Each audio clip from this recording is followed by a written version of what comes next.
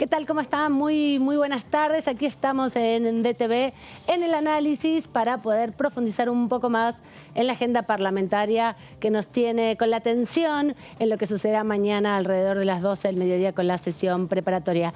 Pero también aquí estamos con parte del equipo periodístico de Diputados TV y sobre todo con una galardonada, con una reconocida periodista, Daniela Musetic. Felicitaciones y bienvenida por ese premio. Muchas gracias, muy contenta en mi experiencia acá en Diputados TV. Le reconocen su experiencia en Diputados TV como mejor periodista de televisión del semanario, el parlamentario, que es una de las principales fuentes de información, así que... Sí, hay otros compañeros también de acá del canal, está Débora Uriera también, que recibió el premio por cobertura gráfica, y bueno, está reconocido todo el trabajo parlamentario que hacemos, seguir las sesiones, estar con todos los temas, las comisiones, la rosca, con todo eso, sí. Así que bueno, muchas gracias. Así que felicitaciones, y bueno, otro que no está premiado ahora, pero tuvo su premio también, David Cayón. ¿Cómo estás? Buenas tardes, y contento con este reconocimiento de la compañera. Claramente, muchísimas felicitaciones, no sabía, me acabo de enterar. Yo también me acabo de enterar. Es que esto pasó muy rápido, fueron estos últimos días que se votó y ahora salieron los reconocidos y reconocidas del premio. Lo importante es que Daniela fue premiada por el trabajo que hizo, así que todo lo demás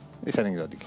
Estamos ahí a horas nomás de lo que va a ser la sesión preparatoria, donde asumirán los 127 diputados y diputadas que fueron electos el 14 de noviembre pasado, y también en un contexto donde se van reconfigurando de cara al nuevo proceso legislativo, al nuevo periodo que se abre, también los distintos bloques, ¿no? La gran novedad del día de hoy es sin duda esta extinción del radicalismo que vinimos analizando con algunos de esos protagonistas y que van marcando lo que será el ritmo, en definitiva, de lo que viene para la próxima composición del Congreso. Y hoy tenemos un día súper caliente porque mañana es el día formal donde se presentan, bueno, los bloques somos estos y estas personas nos conducen. Entonces mañana antes de las 12 es el horario límite para decir, bueno, cómo nos vamos a conformar.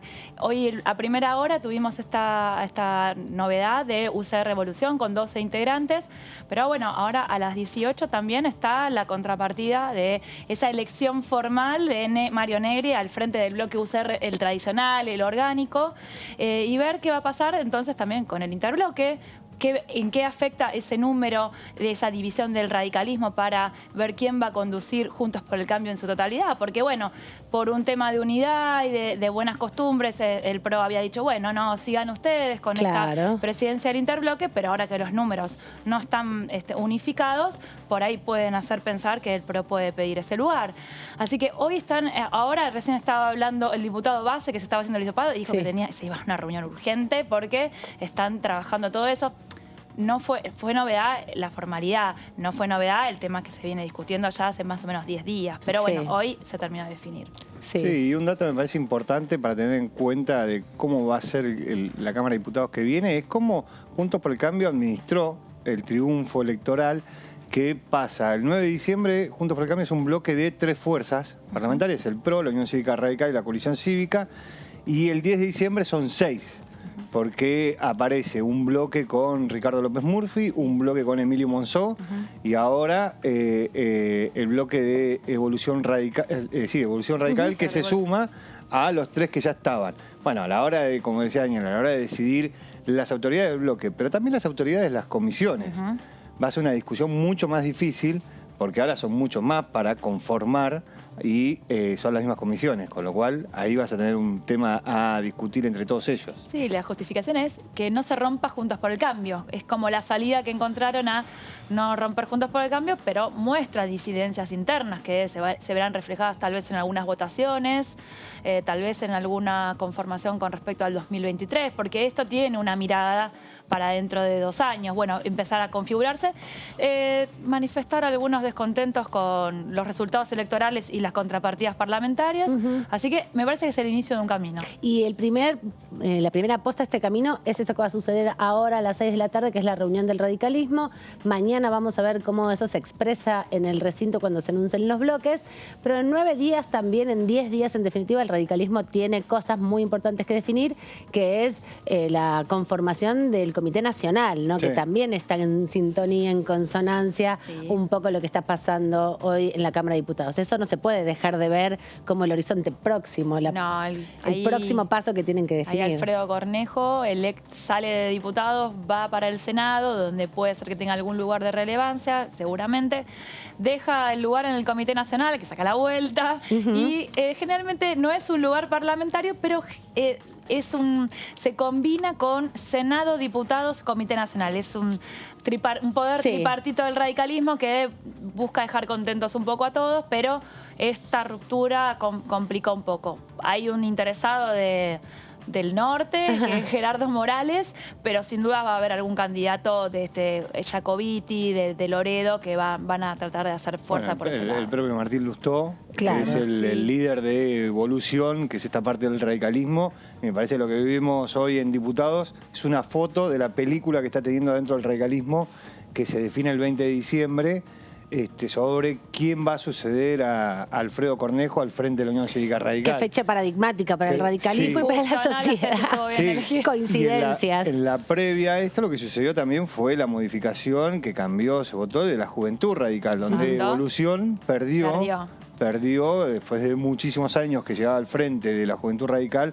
Bueno, ahora quedó en manos de una correntina y en manos de esta agrupación que tiene a Gerardo Morales como el representante para el Comité Pasa que Nacional. Evolución siempre estuvo ligado a la política universitaria, A la franja morada. De hecho, los todo 12 diputados son todos ex de la franja, los que armaron este nuevo bloque y se conocen de esas épocas universitarias. Claro. Bueno, tendrán todo su lugar, verán, me parece que nadie se tiene que enojar, es política esto, por ahí el que no está muy contento es Mario Negri, pero la justificación del otro lado fue que no ganó en las últimas elecciones en Córdoba, así que bueno, a charlar. Sí, serán tiempos de articulación, de debate político y siempre, ¿no? Las elecciones permiten hacer lecturas, relecturas, miradas, repensar un poco quiénes son las referencias y también hay determinados cambios generacionales, ¿no? Que se van marcando fuertemente. Si recordamos que el 40% del padrón de las últimas elecciones tenía alrededor de 40 años, que hay una nueva generación ya más consolidada, nacida en democracia, que necesita otros parámetros, otras referencias, otras generaciones, aunque bueno, también hay que decir que muchos de los referentes, yo pensaba y preguntábamos hace un rato a Cacase respecto de quién es justamente Rodrigo de Loredo, ¿no? Pero viene ahí de un radicalismo cordobés muy asociado sin duda a Oscar Aguad, que es el padre de su esposa, su compañera. En definitiva, ahí también hay otras internas históricas del radicalismo que también empiezan a buscar nuevos canales. Es un exfuncionario de la administración de Cambiemos. Ex jefe de bloque de acá, también. Ex jefe de bloque, claro. Sí. Digo, como cual tiene Claro, un recorrido. Tiene un recorrido dentro del radicalismo. Iba a estar junto a Mario Negri en la interna en Córdoba hasta que terminaron formando dos bloques diferentes para competir, con lo cual ahí en Córdoba también hay una relación bastante extraña de cómo el radicalismo se arma y se desarma al mismo tiempo.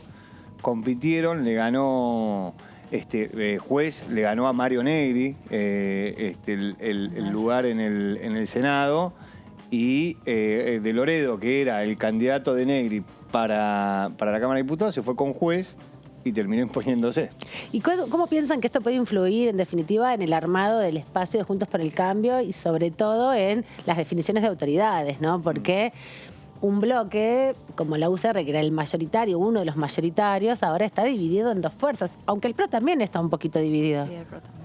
Sí, ahí, bueno, los lugares que corresponderían son la vicepresidencia primera de la Cámara, que ahí hay cierto consenso para que sea para el PRO.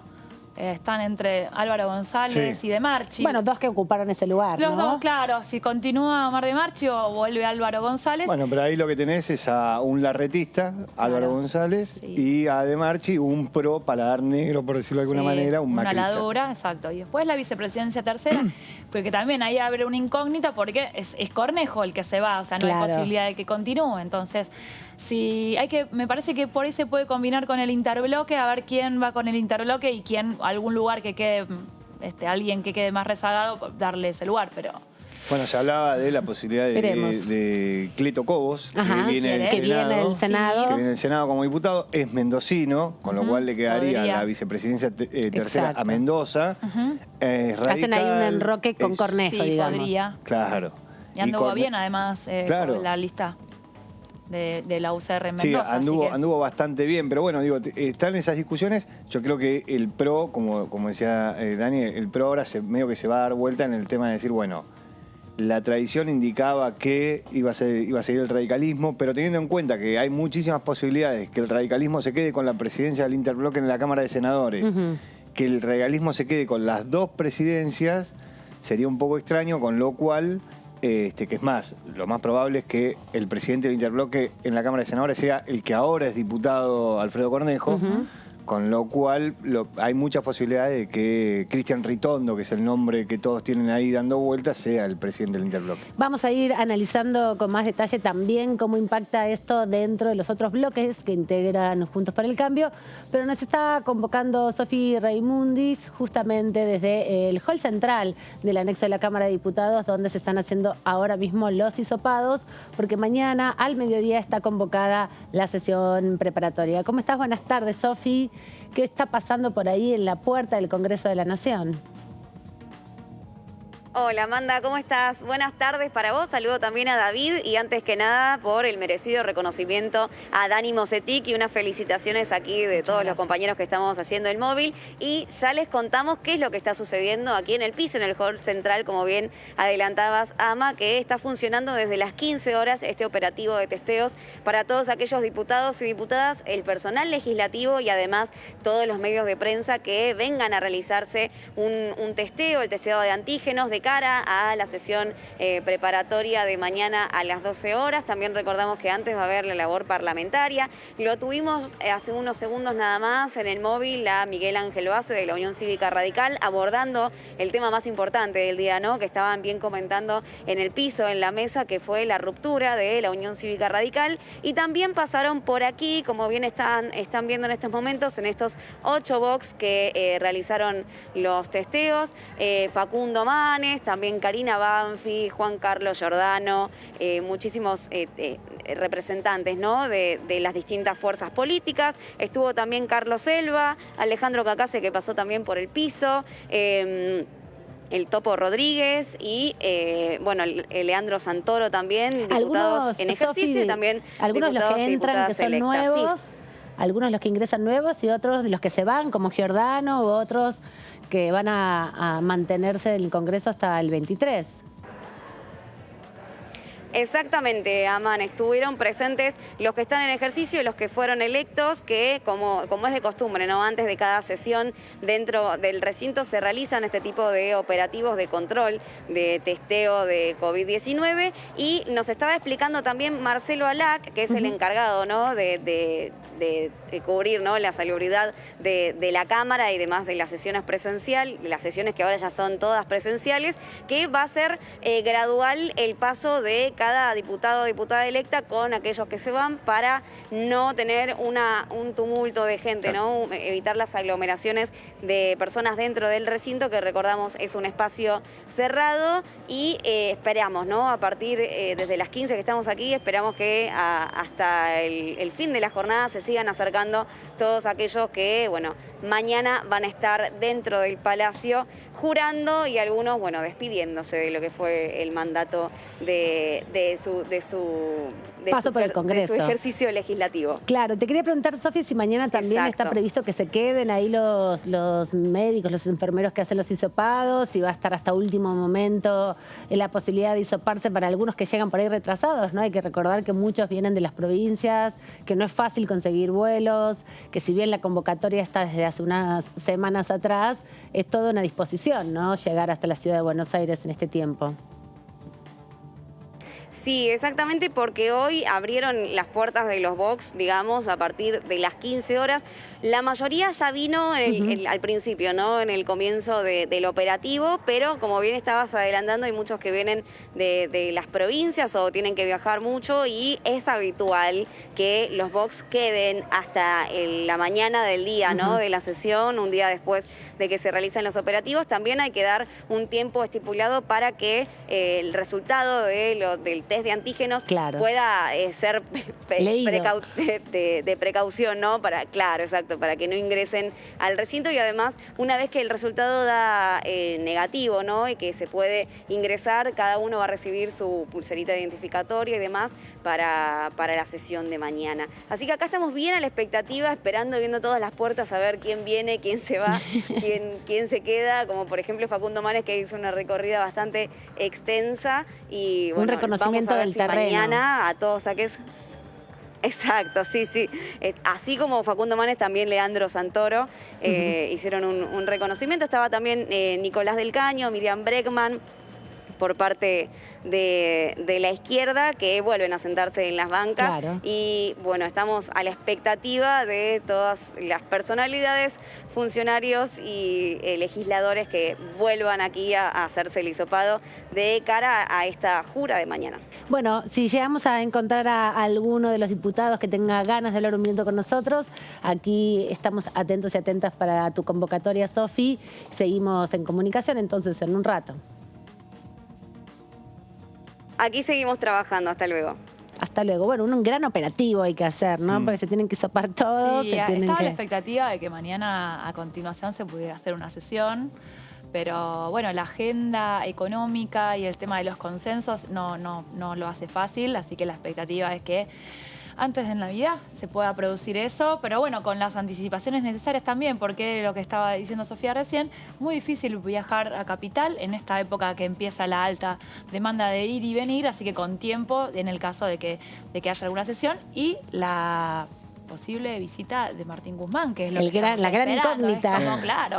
Es la convocatoria primera. Bueno, la Casa Rosada dice que viene esta semana, el Ministerio de Economía ratifica de que viene esta semana, hay muchas posibilidades de que sea el 9, el propio jueves, mientras en el Senado se está haciendo exactamente lo mismo que vamos a ver mañana en Diputados, que el Ministro de Economía Guzmán venga a la Cámara de Diputados a la comisión, básicamente.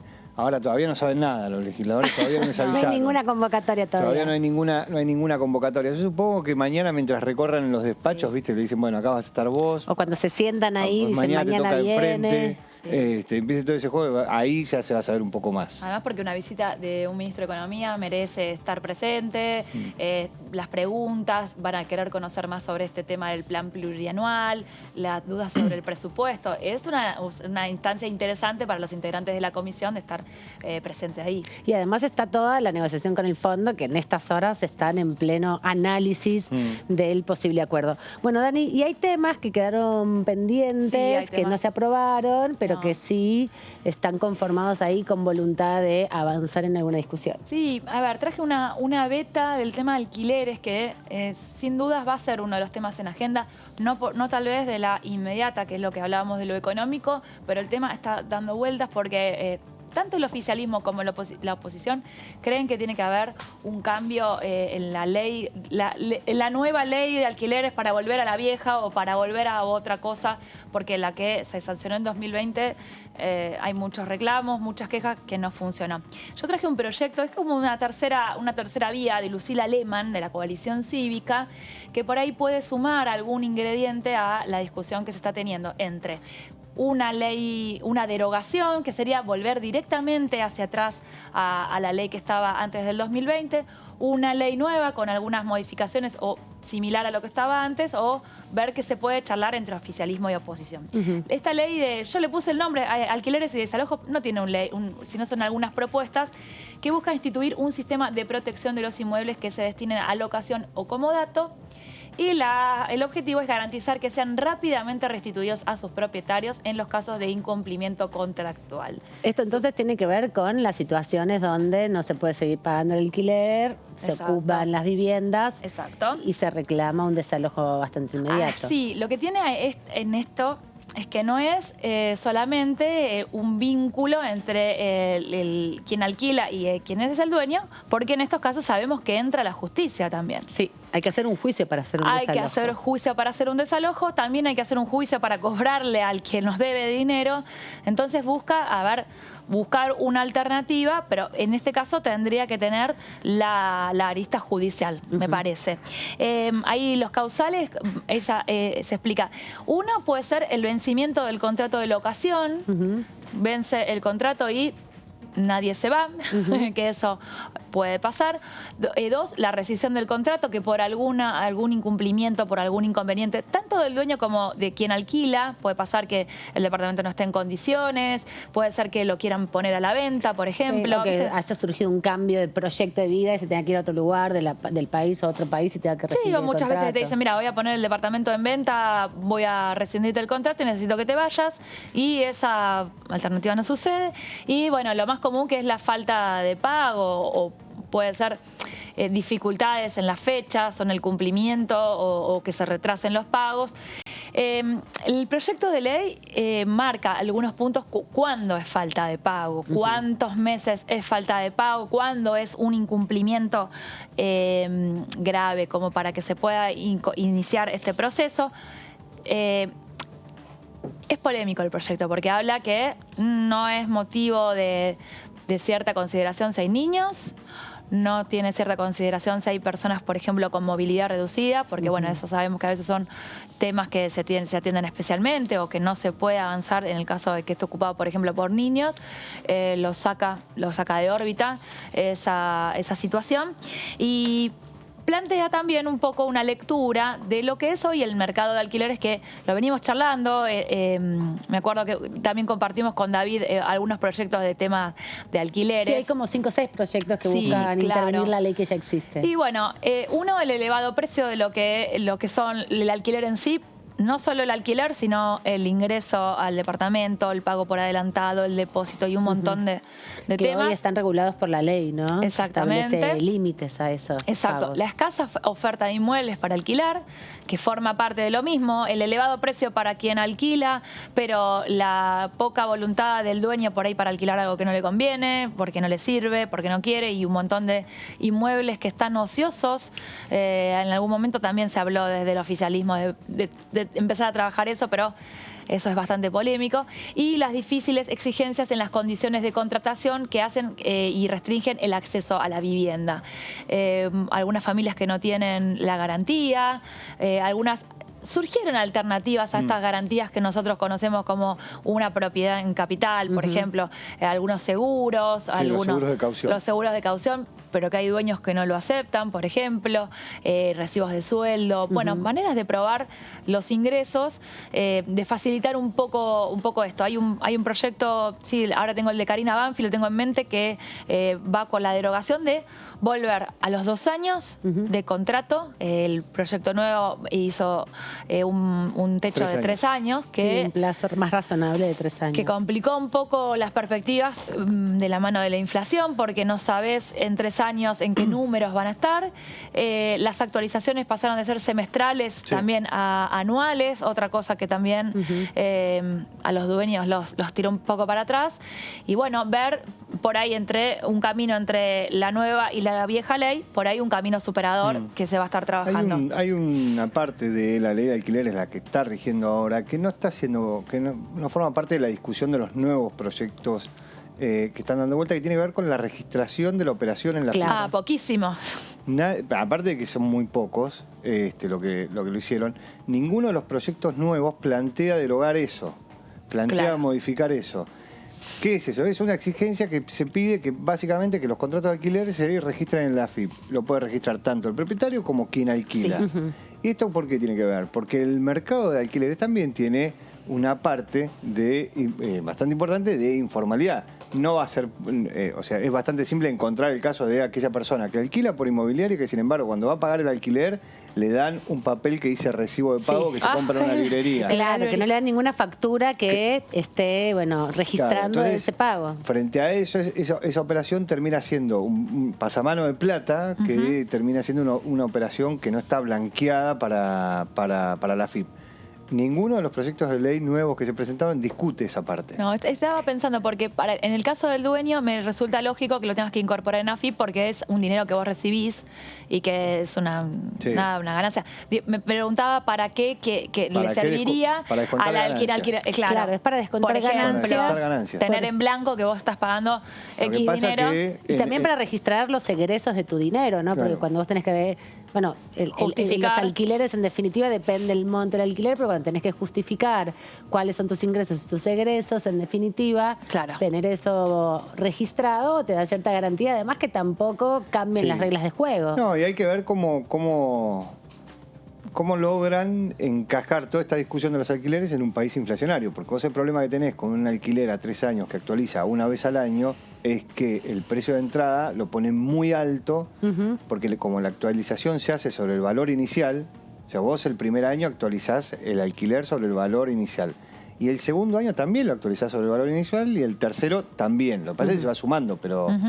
entonces, claro, frente a un proceso inflacionario, lo que hacen los dueños de las propiedades es poner un precio muy alto de entrada para no perder tanto en la inflación. Y eso lo que termina haciendo es que aquel que está buscando una propiedad le sea muy difícil alquilarla, muy difícil entrar, cara. porque no le alcanzan los ingresos para justificar el por qué va a pagar ese alquiler. Sí, claramente. Hay varios proyectos. También el presidente de la Cámara habló de la necesidad de modificarla, no de derogarla, sino de modificarla, por lo menos suspenderla ahora, y también actualizar algunos de los artículos porque habían dado cuenta de que no habían sido eficaces, en definitiva, que era justamente garantizarle a los inquilinos, sobre todo, que son los que más problemas tienen, la parte más con mayor complicación de poder desarrollar su proyecto de vida, y la restricción también que se generó del mercado porque los dueños están preocupados y generan estas especulaciones, terminó restringiendo el acceso al mercado y dejando también muchas viviendas ociosas, ¿no? Que también eso se deteriora,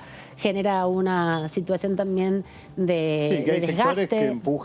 Hay sectores que empujan el impuesto a la vivienda ociosa, que pague mayor impuesto en la vivienda ociosa. Lo que pasa es que es un poco difícil eso, porque supongamos mercados, vamos a poner un mercado, uno hace una ley para que aplique a nivel federal en todo el país, y uno dice, bueno, Buenos Aires, la ciudad de Buenos Aires, las viviendas ociosas. Hay un montón de viviendas ociosas que pagan un impuesto mayor. Ok, ahora, vamos a poner una ciudad turística, Mar del Plata, donde también hay un montón de viviendas ociosas, pero en realidad son viviendas... temporal. Claro, son viviendas que son propiedades de una persona que no vive en la ciudad y que lo utiliza para vacacionar. Bueno, esa persona va a tener que pagar más de impuestos, no la tiene ociosa, la tiene... Sí, claramente. Vivienda. Bueno, también se planteaba la necesidad de hacer una legislación general, nacional, que fuera un parámetro de algunos de los puntos, esto de la registración, los tiempos para los contratos o algunos puntos más, y después cada distrito tuviera que hacer su propia ley de alquileres porque las realidades son muy diferentes. Esto que vos planteás es, claro, un ejemplo. Un alquiler en el sur del país, por ejemplo, donde no hay tantos edificios, no hay grandes edificaciones. Supongamos, vamos a una ciudad turística que tiene mucho movimiento de gente que va a trabajar, el Calafate. Claro. Es muy caro alquilar en el Calafate, muy caro, porque no hay muchas viviendas.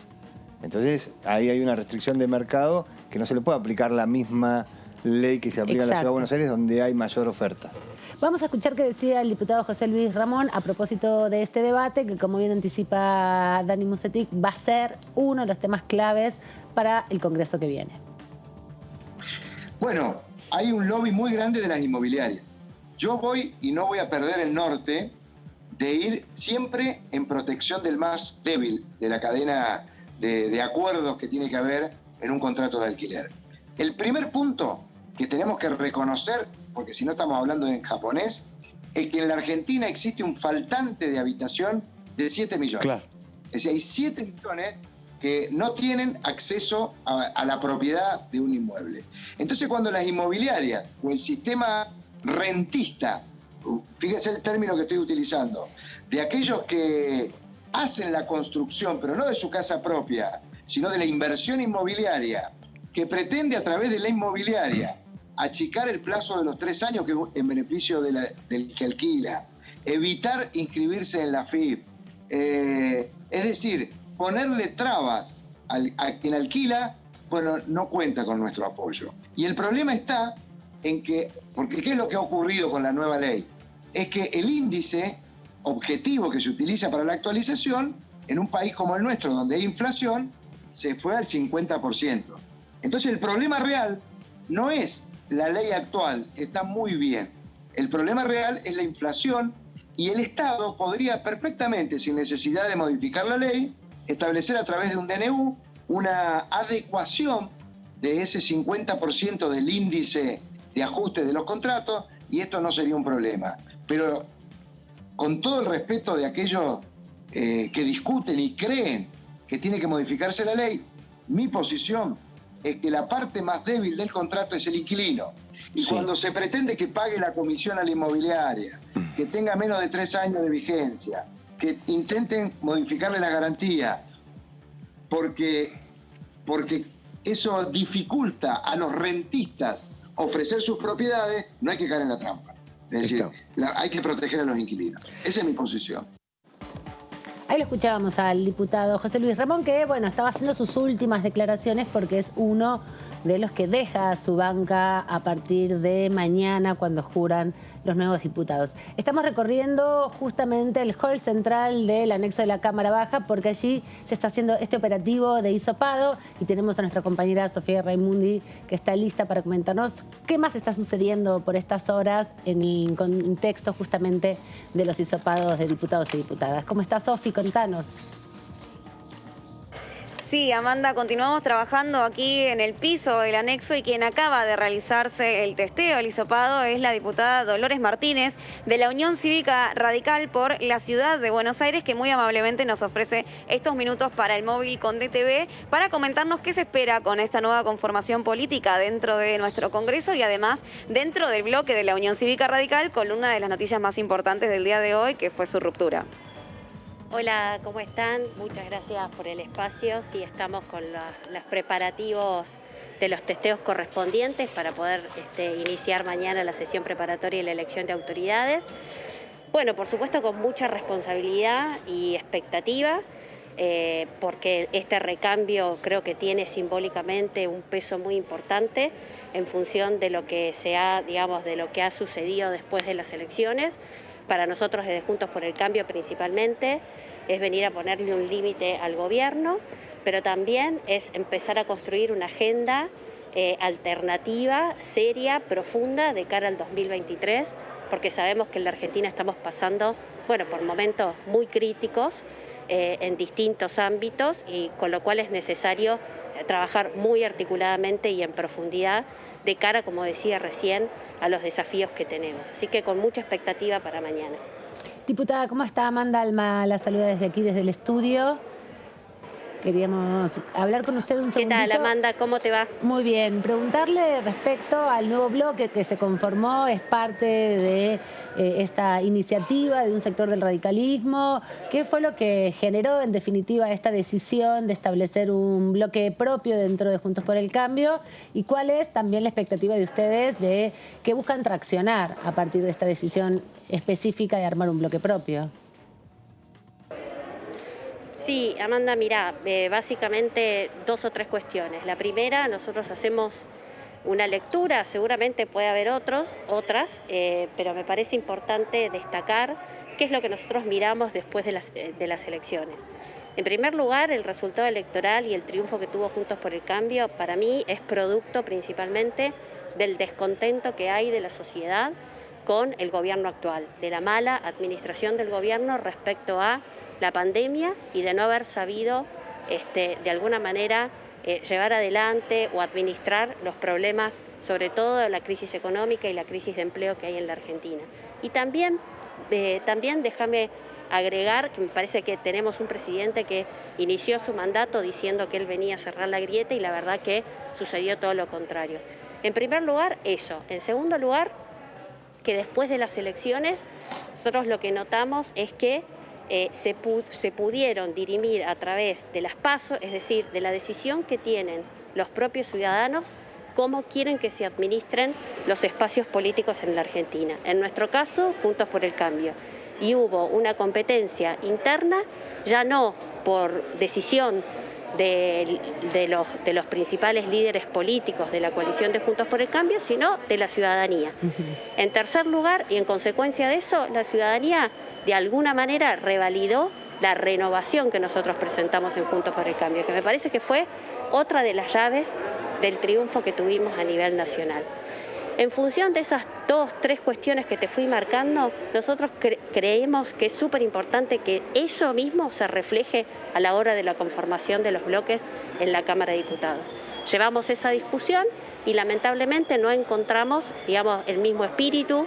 Entonces, sencillamente lo que decidimos es, por supuesto, sobre todas las cosas, mantenernos adentro de Juntos por el Cambio, porque es ahí, en este espacio, donde nosotros constituimos y compartimos los valores y nos motoriza, como dije recién, estar preparados para el 2023 y para dar todas las batallas que tenemos que dar en el Congreso durante estos 2 difíciles años, pero lo vamos a hacer simplemente desde un nuevo bloque radical, que va a ser la UCR Evolución, un bloque que va a estar compuesto por diputados, por 12 diputados que representan a distintos distritos electorales que vienen justamente de haber llegado a su banca a través de este proceso que acabo de describir.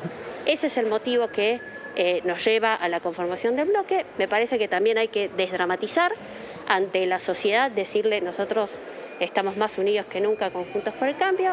Son cuestiones que en líneas generales cuando hay recambio legislativo, son reordenamientos que se dan hacia el interior de los partidos políticos, pero nada más que eso. Nosotros estamos para dar la discusión de los nuevos liderazgos, de las nuevas caras, queremos oxigenar la política, es algo que viene reclamando mucho la sociedad, por eso decía que no hay que adjudicarse sí o sí o per se un triunfo electoral, sino tratar de leer qué es lo que quiere la gente, y nosotros vemos que la gente quiere nuevas caras, nuevas voces, porque está muy descreída de la política, ¿no? Entonces, queremos que eso se refleje en los bloques parlamentarios. ¿Qué tal, diputada? Buenas tardes. Daniela Musetic la saluda. Más allá de la conformación de los bloques, Daniela, de los lugares, los cargos, ¿esto puede repercutir al momento de las votaciones en Juntos por el Cambio? ¿Ahí realmente ustedes ven que puede haber diferencias en lo que tiene que ver con la base de los proyectos o de la plataforma o de las ideas? ¿O creen que en eso Juntos por el Cambio sigue estando unificado? Mira, nosotros lo que queremos es seguir enriqueciendo la discusión interna de nuestra coalición política, ¿sí? Queremos darle más volumen, queremos darle más dinámica, queremos darle nuevas miradas, como decía recién. Yo creo que de ninguna manera eso se podría poner, sobre todo, digo, en las cuestiones troncales, ¿no? De las discusiones troncales que, como dije recién, en Juntos por el Cambio son inamovibles. Nosotros tenemos cuestiones troncales que están, digamos, relacionadas con la transparencia, la administración de los recursos públicos, el presupuesto general de la Nación, la reforma judicial. Sabemos muy bien por dónde queremos que vaya una reforma laboral en la Argentina. Entonces yo creo que eso para nada se pone en riesgo y, como digo, y de cara a la sociedad, llevar tranquilidad porque vivimos tiempos muy difíciles, muy complicados. Tenemos que desdramatizar este momento. Estamos haciendo reacomodamientos, todo en pos de hacer un mejor Juntos por el Cambio. Así que no creo que se ponga en riesgo ningún tipo de posicionamiento político o votación a la hora de dar los debates en el Parlamento. Diputada, ¿cómo le va? Soy David Cayón, ¿cómo está? ¿Qué tal? ¿Cómo te va? Bien, entendiendo que obviamente estos 12 diputados de los que usted forma parte rompe con el bloque de la UCR, arma este nuevo bloque de UCR Evolución. También está en discusión la presidencia del interbloque. Ustedes se van porque entienden que Mario Negri no tiene que seguir siendo el presidente del bloque Unión Cívica Radical. ¿A quién apoyan para que sea el presidente del interbloque? No, nosotros básicamente dimos esta discusión y, digamos, tratando de no personalizarla, ¿no? Simplemente, como decía recién, haciendo notar que tenemos nuevas caras para que ocupen esos lugares. Bueno, pero queda creo que es, como dije recién, por eso. Pero digo, tratando de dramatizar, sí, por supuesto, porque tenemos un presidente de bloque y nosotros entendemos que se podría haber dado lugar a otras, no necesariamente alguien de los que nosotros proponíamos, podría haber sido algún otro diputado que hoy llega, como por ejemplo Facundo Manes, ¿no? Digo, En ese sentido, nosotros lo que apostábamos era a que el bloque refleje eso. Y en el sentido del interbloque me parece lo mismo. Creo que hoy, la verdad, no me parece totalmente fundamental hablar de esos nombres. Ya lo iremos resolviendo, veremos cómo de alguna manera entre estos días queda conformada la totalidad de los bloques dentro de Juntos por el Cambio y se resolverá en lo personal y dentro del espacio político. Es algo que discutiremos, pero no tenemos ni estamos aferrados a un nombre o a otro, ¿no? No, sí creemos 10 horas, 12 horas que esos lugares, sí. Para saber No, quién es el porque la presidente del verdad que interbloque. nosotros No para... hace falta. No, la verdad que no hace falta en la discusión de mañana. Nosotros Claro. necesitamos sí tener conformados los bloques para poder elegir a las autoridades de Cámara, pero podemos darnos un tiempo más Por ahí el Día de para la Virgen, pensar el esto. feriado. Sí decirles que el criterio, sí me parece importante que se establezcan criterios, sí decirle que el criterio es, para nosotros va a ser que esa presidencia de interbloque esté reflejada por esto que les decía, ¿no? La renovación, las nuevas caras, las nuevas voces. Por último, le quería preguntar, y agradeciéndole el tiempo, el ratito con Diputados TV, desde el otro sector del radicalismo, hace un ratito hablábamos con un colega del interbloque, planteaban justamente que no habían tenido instancia, ¿no? Que les habían ofrecido a ustedes conversar, que había una gran mayoría que apoyaba a Mario Neri, que no entendían muy bien esta decisión de armar un bloque propio. Las relaciones van a seguir bien, esto va a modificarse recién el 20 de diciembre, 17, cuando el Comité Nacional resuelva también sus autoridades. Es un proceso de transición. ¿Cómo lo ves? Como te decía recién, Amanda, creo que es el momento del reacomodamiento y siempre generan tensiones y hacen ruidos, pero para nada, acá estamos hablando de enemistades, para nada, estamos No hay nada diciendo personal. que lo más importante... No, por supuesto, y lo más importante es trabajar para la gente y los problemas que tiene la Argentina. El resto, todo se va a ir solucionando y acomodando sería la palabra. Verdaderamente yo, sinceramente, no veo ahí ningún problema. Entiendo el ruido que genera, entiendo las tensiones, entiendo los enojos. Es natural que se genere esto también y por eso nosotros también a ustedes agradecerlos para darnos este espacio y poder expresarnos y sobre todo poder explicarle a la gente, ¿no? Después las cuestiones... En política, como mucho, tenés adversarios, pero de ninguna manera tenés gente con la cual no podés dialogar y no podés consensuar. Todo lo contrario, la Argentina tiene problemas muy críticos y urgentes, así que amerita que nosotros, una vez pasada esta cuestión de los reacomodamientos, volvamos a seguir trabajando como siempre. Muchas gracias, Dolores Martínez, por este rato. Gracias, soy Sofi Raimundes, que antes te dije Raimundes, respetando el derecho a la identidad. Gracias a ustedes. Un beso, hasta luego. Está caliente la interna, está caliente el debate político, pero es también interesante porque hace que los partidos estén vivos. Lo explicó muy tranquila Dolores Martínez. Dolores Martínez siempre le conozco, fue una de las que trabajó mucho por el nuevo protocolo virtual en su momento para toda la modernización. Y lo explica, no tendría que cambiar nada, en especial el tema de las votaciones. Sabemos que hay temas que son transversales y que hay diferentes opiniones en los distintos espacios, pero los temas que dijo, los que es lo troncal, lo que puede ser una negociación con el fondo, lo que puede ser un presupuesto, no deberían tener mayores diferencias. Es más un realineamiento interno, intercambiar ideas y mostrarse distintos en algunos puntos. Sí, también la discusión siempre fortalece en un punto, ¿no? A los diputados, a las diputadas. Y también para mí hay una lectura generacional que no hay que dejar de ver en este tiempo, ¿no? Son todos bastante de la misma generación los que están juntos. No, ahora. claramente. Déjame dudar de lo que decía Dani. Yo no creo que todos tengan la misma mirada. Digo, sin ir más lejos, la reforma laboral que plantean uno no es la misma que plantean otros y son temas que van a ser centrales por lo menos los 2 años que vienen. La discusión de la relación con el Fondo Monetario, digo, son temas que no todos tienen la misma mirada, por lo menos en los dos No, pero por ahí no bloques. llega a una votación. Digo, no hubo muchos casos de Juntos por el Cambio que votaron partidos. No, pero sí Antes sí. Sí, eso sí. Por ahí en la sí. previa sí hay algunos... Que se abstengan, que se Bueno. muestren ausentes en Exacto, algunas eso cosas. puede pasar. Vamos a seguir viendo cómo sigue esta situación. Se va a ir definiendo a lo largo de los días, como bien marcábamos. hace un minuto. Es mañana una fecha muy importante, asumen los nuevos diputados y diputadas de la Nación, se van a presentar formalmente los bloques, así que todo esto va a seguir recomponiéndose y desarrollándose a lo largo de los días. Pero tenemos en el piso, le damos la bienvenida a Diputados TV, a José Luis Esper, que ya Hola, es ¿qué tal? diputado. Buenas tardes, chicos. ¿Cómo están? ¿Cómo estás? Gracias por invitarme. ¿Pasaste ya por el hisopado? ¿Estás listo para jurar mañana?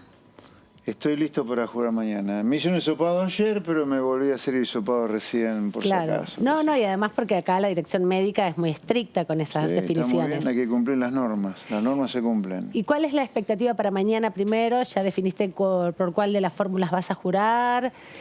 ¿Todo lo formal está resuelto? Sí, lo formal lo está manejando una persona extraordinaria que está acá presente, sin la cual yo no estaría como diputado, que se llama Jimena Aristizábal, que más que mi secretaria es una persona que es mi ángel de la guarda, te diría. ¿Va a ser tu jefe de despacho? Sí, seguramente. Yo la pondría como jefe de todo. Pero ella tiene que decidir por quién vas a jurar. Eso tenés que decidirlo. Claro. No. Bueno, espérate, no. Te anticipaste un poquito.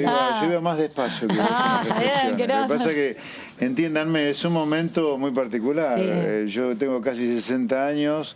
He trabajado en la actividad privada hasta los 58. En el 2019 arranqué mi carrera política y 2 años después estoy en la Cámara de Diputados de la Nación. Es algo muy fuerte, muy emocionante. Así que estoy, te diría, quedándome con cada momentito de cada trámite en la mente y en el alma, porque es algo que no se va a repetir. Una primera vez es la primera vez, sí. ¿No? Así que, todavía no definí la fórmula por la cual voy a jurar, pero va a ser dentro de la fórmula, una de las 4. ¿Y el fin de semana habló con la familia para ver quién lo acompaña?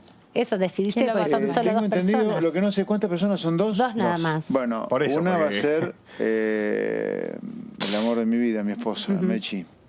Mercedes González. María Mercedes González va a estar mañana conmigo, en ese momento. Y Jimena Aristizábal va a ser la otra, claramente.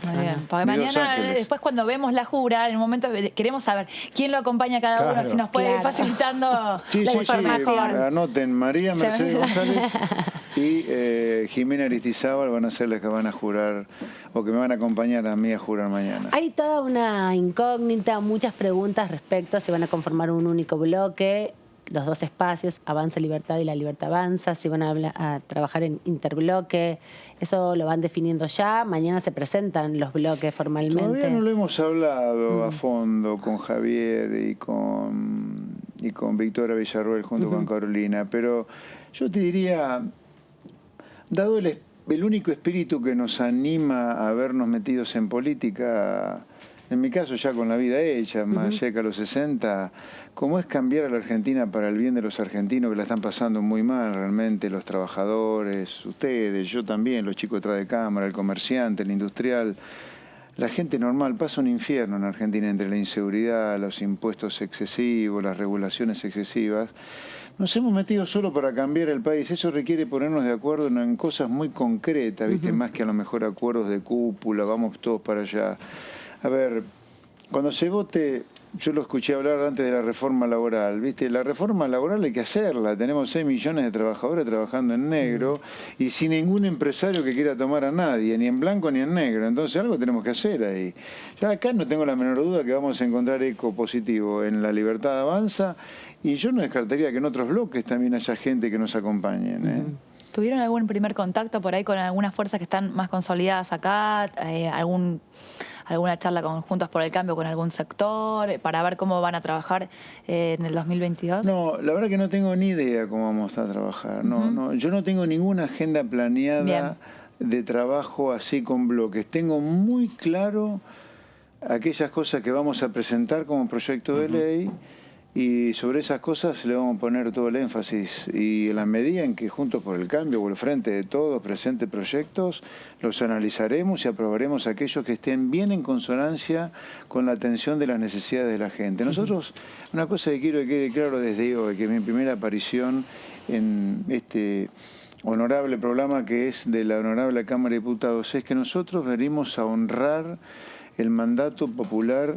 A nosotros nos votaron para que le solucionemos los problemas concretos a la gente. Yo no vengo de el plato volador de la política tradicional que se ha alejado ya demasiado de los problemas de la gente. Sí, bueno, pero se Nosotros requiere venimos del negociación lugar- para eso, ¿Cómo? ¿no? Se requiere mucha negociación, sobre todo Bueno, porque negociaremos todo. se aprueban... Yo te digo, con tal de solucionar los problemas de la gente, estoy dispuesto a aprobar la ley que venga de cualquier lugar, si tengo claro que beneficia el problema de la gente. Mi único norte es ese, es la gente de trabajo, el emprendedor, el estudiante que se quiere ir del país, el laburante, el que está detrás de cámara acá trabajando, que tiene todos tenemos una vida miserable los laburantes. Yo quiero cambiar eso. No me importa de quién venga el proyecto. Si beneficia a la gente, lo aprobaré. Si no la beneficia, no. Por ejemplo, ahora se va a discutir el presupuesto 2022 y el acuerdo con el Fondo Monetario. Cuidado que estos acuerdos traen mucho ajuste. Yo no voy a aprobar ningún acuerdo con el fondo que implique un impuestazo para la gente de nuevo, un ajustazo en las tarifas de golpe. ¿Y cuál es tu La gente lo está pasando muy bien. respecto ¿Cómo? a eso? Porque la deuda se contrajo, hay que pagarla y la forma que se planteó, por lo menos cuando se contrajo, establecía que ahora había que pagar en marzo de 19 millones Sí, bueno, pero de dólares. que se pague de otra manera de lo que se ha pagado habitualmente con suba de impuestos. Así como la política tradicional ha decidido impuestos sin ton ni son, llegó la hora de bajar el gasto público en serio. Ya hay 21 ministerios que haya 8, como tuvo toda la vida Argentina. Si hay que echar gente que trabaja en el sector público que no tiene sentido que esté, hay que echarla. Porque cuando un diputado o un senador antes o el Ejecutivo mandaba un aumento de impuestos, no le preocupaba qué empresa fundía y cuántos trabajadores dejaba en la calle. Entonces nosotros decimos, donde hay grasa para sacar, saquémosla del Estado. El Estado está para que le devuelva a la gente los impuestos bajo la forma de un bien público. ¿Es un bien público un canal de diputados? Sí. ¿Es un bien público un canal del Senado? Sí. ¿Es un bien público las Fuerzas Armadas, la seguridad, la justicia? Sí. Ahora, ¿es un bien público tener un piquetero adentro de la Secretaría de Hábitat como Pérsico? No. Bueno, es un dirigente, en definitiva, él, que el Ejecutivo tiene la potestad de definir. Lamento que el Ejecutivo lo haya definido, yo lo echaría. Bueno, pero más allá de esa cuestión en particular, la realidad es que en la Argentina la cantidad de trabajadores del Estado, se ha visto sobre todo en la pandemia, han asistido muchísimo a todos los sectores marginalizados. Yo no tengo ningún problema con el populares. trabajador del Estado. Yo no tengo ningún problema con ningún trabajador. Sí tengo problema con el atorrante. Y Pérsico es un atorrante que corta las calles y encima cobra un sueldo del Estado, de todos los laburantes del sector privado y de ustedes también, porque ustedes tienen que aportar para que exista un Pérsico. Con respecto a la forma de debatir acá en el Congreso, ¿cómo se imagina, cómo te imaginás el funcionamiento? Digo, porque es la primera vez que estás en una banca, no venís tampoco del ámbito de las concejalías o de los distritos en particular. ¿Cuál es la instancia, no? Porque lo que nosotros vemos es que se hacen propuestas, se presentan dictámenes, se acuerdan algunos cambios. ¿Cómo te encontrás en esa dinámica con estos temas que se van a empezar a trabajar? A ver, yo estoy en la tele hace 30 años y el ambiente siempre para mí fue muy, muy hostil en la televisión, muy hostil. Porque durante los 90, que cuando yo arranqué, si no estabas a favor del plan de convertibilidad de Menem y Cavallo, mamita, te ejecutaban. Y yo estaba en contra de ese plan porque creía que terminaba muy mal. Lo mismo pasó con De la Rúa, con Kirchner, con los Kirchner y con Macri. Así que estoy acostumbrado a la pelea, al debate, va. Bueno, pero un set de televisión es diferente, que aquí se busca acordar. Un set de televisión es diferente que en la Cámara. No, bueno, pero se acordará aquello, ya te repito. Si a mí me decís que vamos a cerrar un acuerdo con el fondo, con suba de impuestos, cuando la gente ya no da más de pagar impuestos, no, yo no levanto la mano a favor de eso. La verdad. Pero soy flexible a la hora de decir, bueno, a ver, si el ajuste pasa por acá, sí, discutámoslo, por supuesto. Después te voy a preguntar por la ley de envases, que es uno de los debates del momento. Dale. No, yo la rechazo, ya te digo. Respecto de la dinámica que tiene, vos recién decías, bueno, voy a cumplir 60 años, 58 años de vida profesional en el sector privado. El Congreso que tiene una dinámica propia a la forma de la forma de trabajar, las comisiones, la conformación de las comisiones, hasta el tiempo que tenés para hablar. O sea, eso también lo hace. ¿Hablaste con alguien de que el que te haya empujado a la actividad pública para que te explique, para que te dé un pantallazo de cómo es la vida propia del Congreso? ¿O te vas a sorprender y listo? No. A ver, yo todavía no he hablado con nadie que me prepare y que me cuente bien cómo es la actividad. Pero yo soy ¿Cómo una presentar un persona, proyecto, ese tipo de cosas? claro, no, bueno, pero soy una persona muy seria y desde, mira, a ver, después de todo, el 14 de noviembre fueron las elecciones, ¿no? Sí. La semana siguiente, el 14 de noviembre, lleno de radio y de televisión, porque nuestra elección fue histórica en la provincia de Buenos Aires. Entonces hubo que dar explicaciones qué pasó con este fenómeno. Sí, todo el mundo está preguntándose. Claro, ¿qué pasó esta gente que multiplicó por 6 la cantidad de votos en 2019, que fuimos los que más crecimos entre la PASO y la elección general? ¿Qué pasó acá? Bueno, me pasé dando explicaciones o haciendo hipótesis de qué pasó. La semana siguiente me fui con mi esposa una semanita a la nada misma, porque hacía 6 meses que no la veía, pobre. Y esta semana me puse a trabajar como diputados provinciales, porque nosotros también hemos metido 3 diputados provinciales, así que estamos trabajando con ellos también. Todavía, en respuesta a la pregunta, no me puse a aprender, pero lo voy a hacer porque soy muy serio, o trato de ser lo más serio posible por lo que hago yo. De ninguna manera voy a ir a la primera sesión sin saber cómo se prende el micrófono. Es esa dinámica de cuando uno va a trabajar en algún lugar, conoce a alguien y le dice, che, contame un poco cómo es esto. No, lo voy a encontrar y lo voy a hacer a pie juntilla, porque soy muy obsesivo con mi trabajo. Antes, tengo mucha vergüenza. Cuando estábamos hablando, dijo que tenía bien en claro los proyectos en los que iba a trabajar. Sí. ¿Cuál es el proyecto número 1? A ver, yo creo que la Argentina tiene que cambiar. Argentina hace 70 años que tiene un triángulo vicioso. Tiene 3 puntas, 3 vértices. Uno es que es una economía muy cerrada al comercio. Argentina tiene que sancionar un proyecto de ley, o uno de los proyectos de ley que vamos a presentar nosotros va a ser uno que diga que el Mercosur ya no es más un Mercosur, un mercado común del sur, sino un simple tratado de libre comercio para que Argentina tenga las manos libres para firmar tratado de libre comercio con todo el mundo. Primerísimo proyecto de ley. Luego, necesitamos una reforma profunda del Estado para poder bajar impuestos, para eliminar el déficit y también bajarles impuestos a la gente de trabajo. La tercera...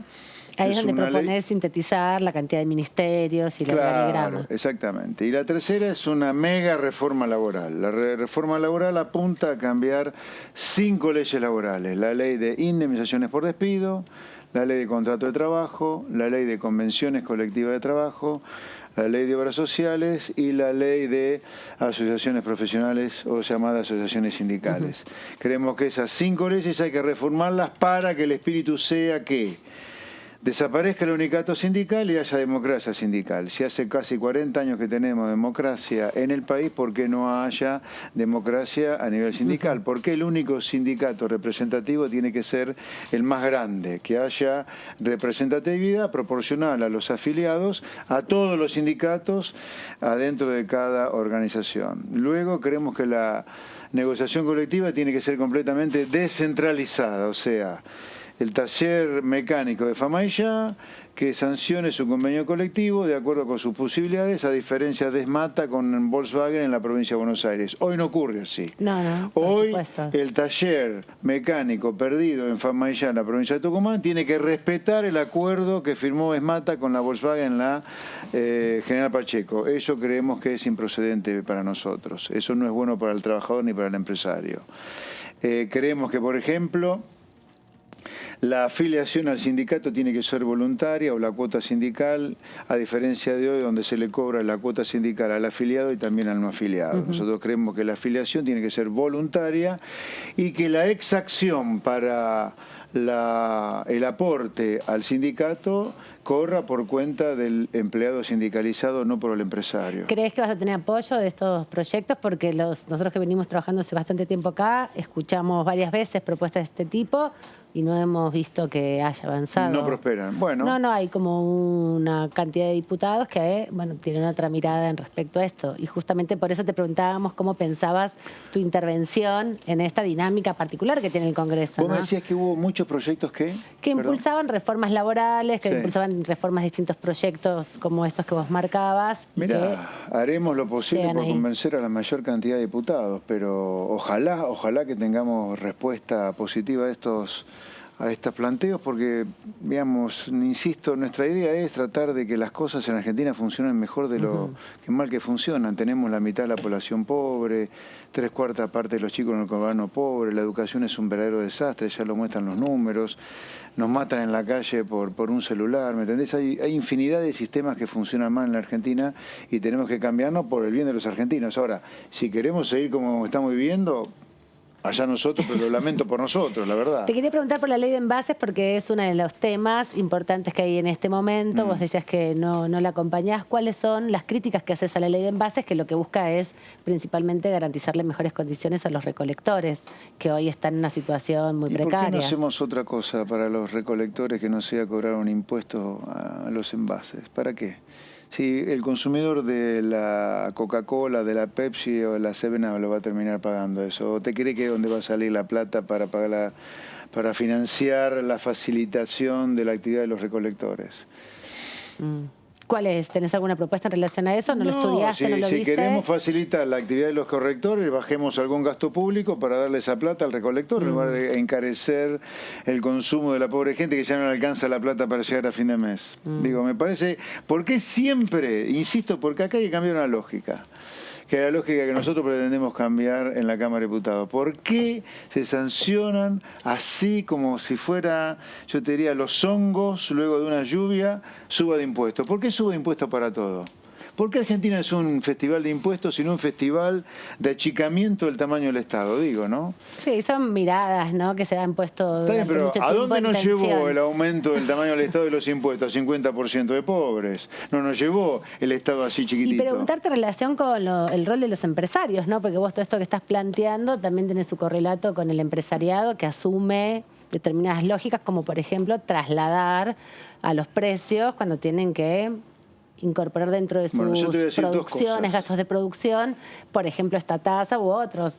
Dinámicas. Tres cosas, a ver. ya que vos seguiste ahí hablando, me agregaste 3 cosas interesantes. Una, yo soy de los pocos economistas liberales, si vos querés, que cree que una parte pequeñísima, pero una parte muy poderosa de la clase empresaria es parte del problema de la decadencia. Una clase empresaria corrupta, prebendaria, que hay que desterrar de la Argentina.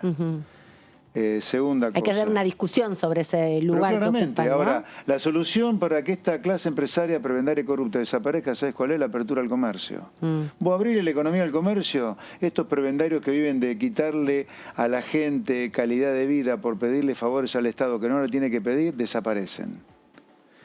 Y vos hablás de la contaminación. La contaminación ocurre por empresarios irresponsables que contaminan porque pueden contaminar. Hay que establecer leyes mucho más duras contra los empresarios que contaminan. De hecho, tenemos un riachuelo donde viven 6 millones de argentinos completamente podrido, que le escama la piel a la gente, le pudre la cabeza a la gente, le hace pelota a la gente. Y nosotros no hacemos nada para eso. Pero sí nos preocupamos porque las vacas tengan flatulencias y de esa manera generen monóxido de carbono y alteren la biosfera. Digo, y nosotros tenemos 6 millones de argentinos viviendo de la mierda que es el riachuelo. ¿Qué hacemos para eso nosotros? ¿Qué hacemos con la boleta sábana? Que yo creo que hay que eliminarla y reemplazarla por la boleta única de papel. Si te preocupa el medio ambiente, talamos árboles al divino botón para financiar la boleta sábana. ¿Por qué no votamos con la boleta única de papel? Que impide la tala innecesaria de árboles, ahorra plata para el contribuyente y es no corrupta como si es la boleta sábana.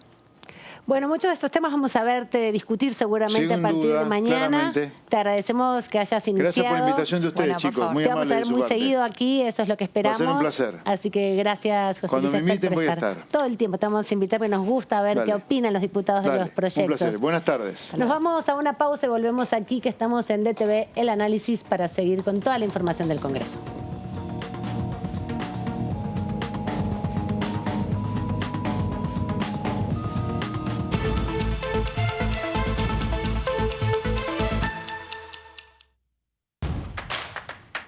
Información. Análisis. Diálogo. Consenso. Innovación. Economía. Ambiente. Tecnología. Federalismo. Pluralidad. Oficialismo. Oposición. Todo lo que sucede en el Congreso. Te lo contamos nosotros. Porque somos tu voz en el Congreso. DTV, El periodismo en el Congreso. Mis viejos no tuvieron una vida fácil y siempre se esforzaron para que yo tenga una vida mejor. Mi sueño es tener una casa y una familia. Y por eso, que hoy tengo mi trabajo, siento que estoy cada vez más cerca de lograrlo. Yo creo que la asignación universal por hijo fue parte de mi vida y de mi camino hasta acá. Soy técnico electrónico y trabajo en la central hidroeléctrica de Cinco Saltos. Asignación universal por hijo, igualando oportunidades. ANSES. Reconstrucción Argentina. Argentina Presidencia. Bienvenidas y bienvenidos a Punto Género.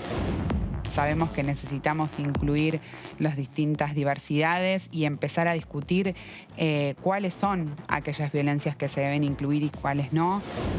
Cuando la Confederación Argentina de Básquet se entere aún de oficio de cualquier situación de violencia de género, de cualquier situación de discriminación o de violación de protección integral de niño, niño y adolescente, nosotros vamos a intervenir. Fundamos lo que fue la primera cooperativa, Amanecer de los Cartoneros. Hoy es la cooperativa más grande de Latinoamérica, con más de 4.000 afiliados. Punto Género, lunes, 23 horas, por DTV.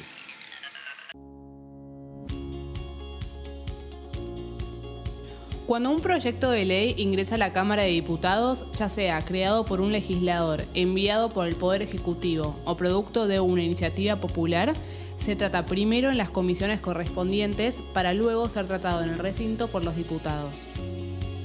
Las comisiones son el ámbito de análisis y debate sobre los proyectos de ley conformadas por legisladores de distintos bloques.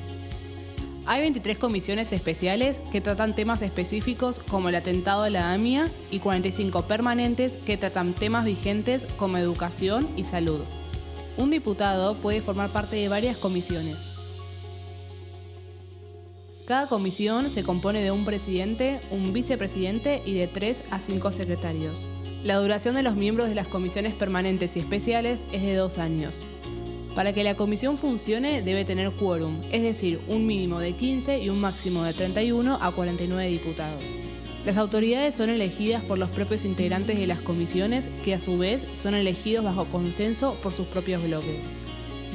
Para que un proyecto sea tratado en el recinto, debe contar con el apoyo de la mayoría de los integrantes de esa comisión.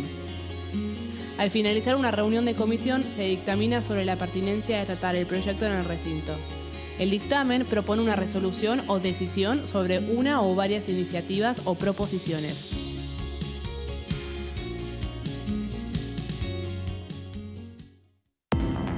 Bienvenidos a Mundo Villa, el primer programa periodístico de las villas de la ciudad, del conurbano y de todo el país. En la época de la dictadura hubo una movida de expulsión de los asentamientos, se los erradicó. Estuve mucho en villas en pandemia, filmando y también ayudando en proyectos, y estuve muy activo a pesar de la pandemia. En la peor parte de la pandemia también estuve en las villas. Mundo Villa, martes, 23 horas, por DTV. ¿Qué es tener tu casa propia? ¿Es tener un título que diga que es tuya? Sí, pero es más que eso. Es saber que vos y tu familia van a tener un lugar al que puedan llamar casa. Y a partir de ese momento, todo cambia. Los mates van a tener un sabor único. Las pastas van a ser más ricas que nunca. Y las noches en familia, más divertidas. Por eso lanzamos Casa Propia, un plan nacional de vivienda para que cada argentino y argentina pueda tener su casa. Conoce más en argentina.gov.ar/Casa Propia. Casa Propia es construir futuro. Reconstrucción Argentina. Ministerio de Desarrollo Territorial y Hábitat. Argentina Presidencia.